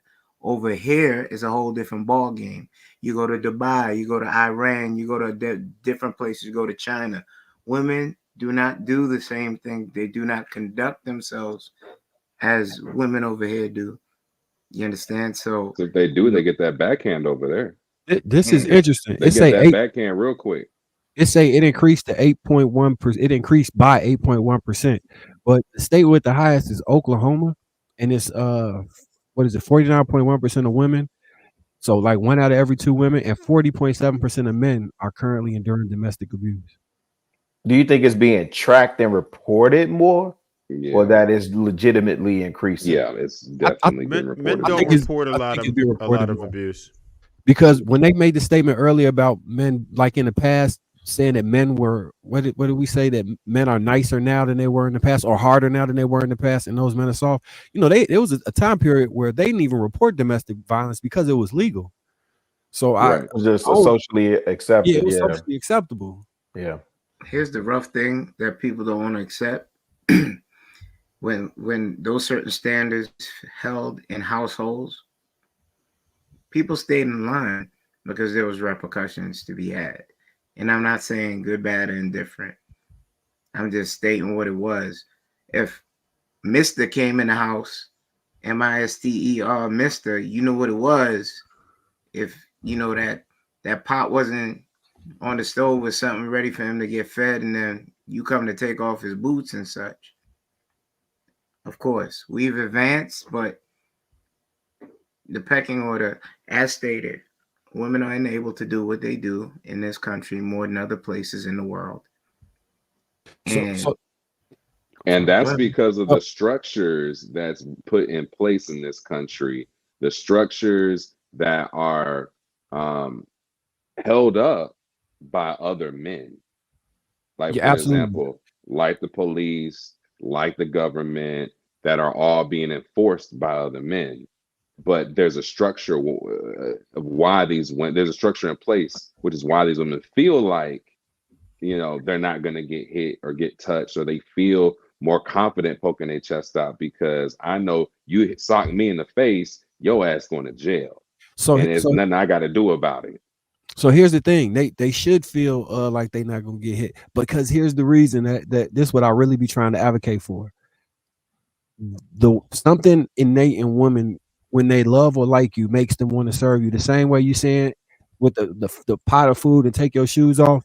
Once you reach whatever that ideal precipice in a relationship is, you can get that type of behavior out of somebody without having to physically put hands on them. Similar to how I can get my kids to behave without having to whoop them, because I put the extra work in to figure out how to reward and penalize without having to use violence. And you could do something similar within a relationship where you reward positive behavior and you negatively punish. And I'm not saying hit or nothing. It might just be, hey, I'm not going to the restaurant. I don't know. Whatever the thing is that person wants, if you remove it because of you being mistreated, then you can move forward without having to put your hands on them. And now you can get the exact type of treatment that is ideal, but it has to be worked out. So that's really what I'll be advocating for when I be trying to go into the little stories about how I think women can be good in this, and the third. But it's a process of learning and maturation of really understanding what makes that person tick. So why you laughing, Sweeney? Because I had a stupid ass question I wanted to ask you. Go ahead. Go ahead. I'll go say, okay. I'll dig what you're saying. So let's say for the reward, you buy her a brand new purse. Okay. But for the punishment, you punch her in the back of her neck. No, not at all. No violence whatsoever. All right, man, we're gonna go ahead. Whatsoever, ever, none whatsoever. I told you it was gonna be a stupid question. I wouldn't expect Y'all that. take care. Hey, you said punish and reward. Yeah, I punished my kids. I never spanked them before. Think about it. Hey, it's all of it a form of punishment. Fellas, it was great talking with y'all. You can't follow that question with the question you had before that, bro. You had an awesome question and then that. Damn, son. Hey, man, I told y'all I was home. I told y'all I was sleeping. All right, y'all hit that like button on the way out, family. Appreciate it. Oh shit.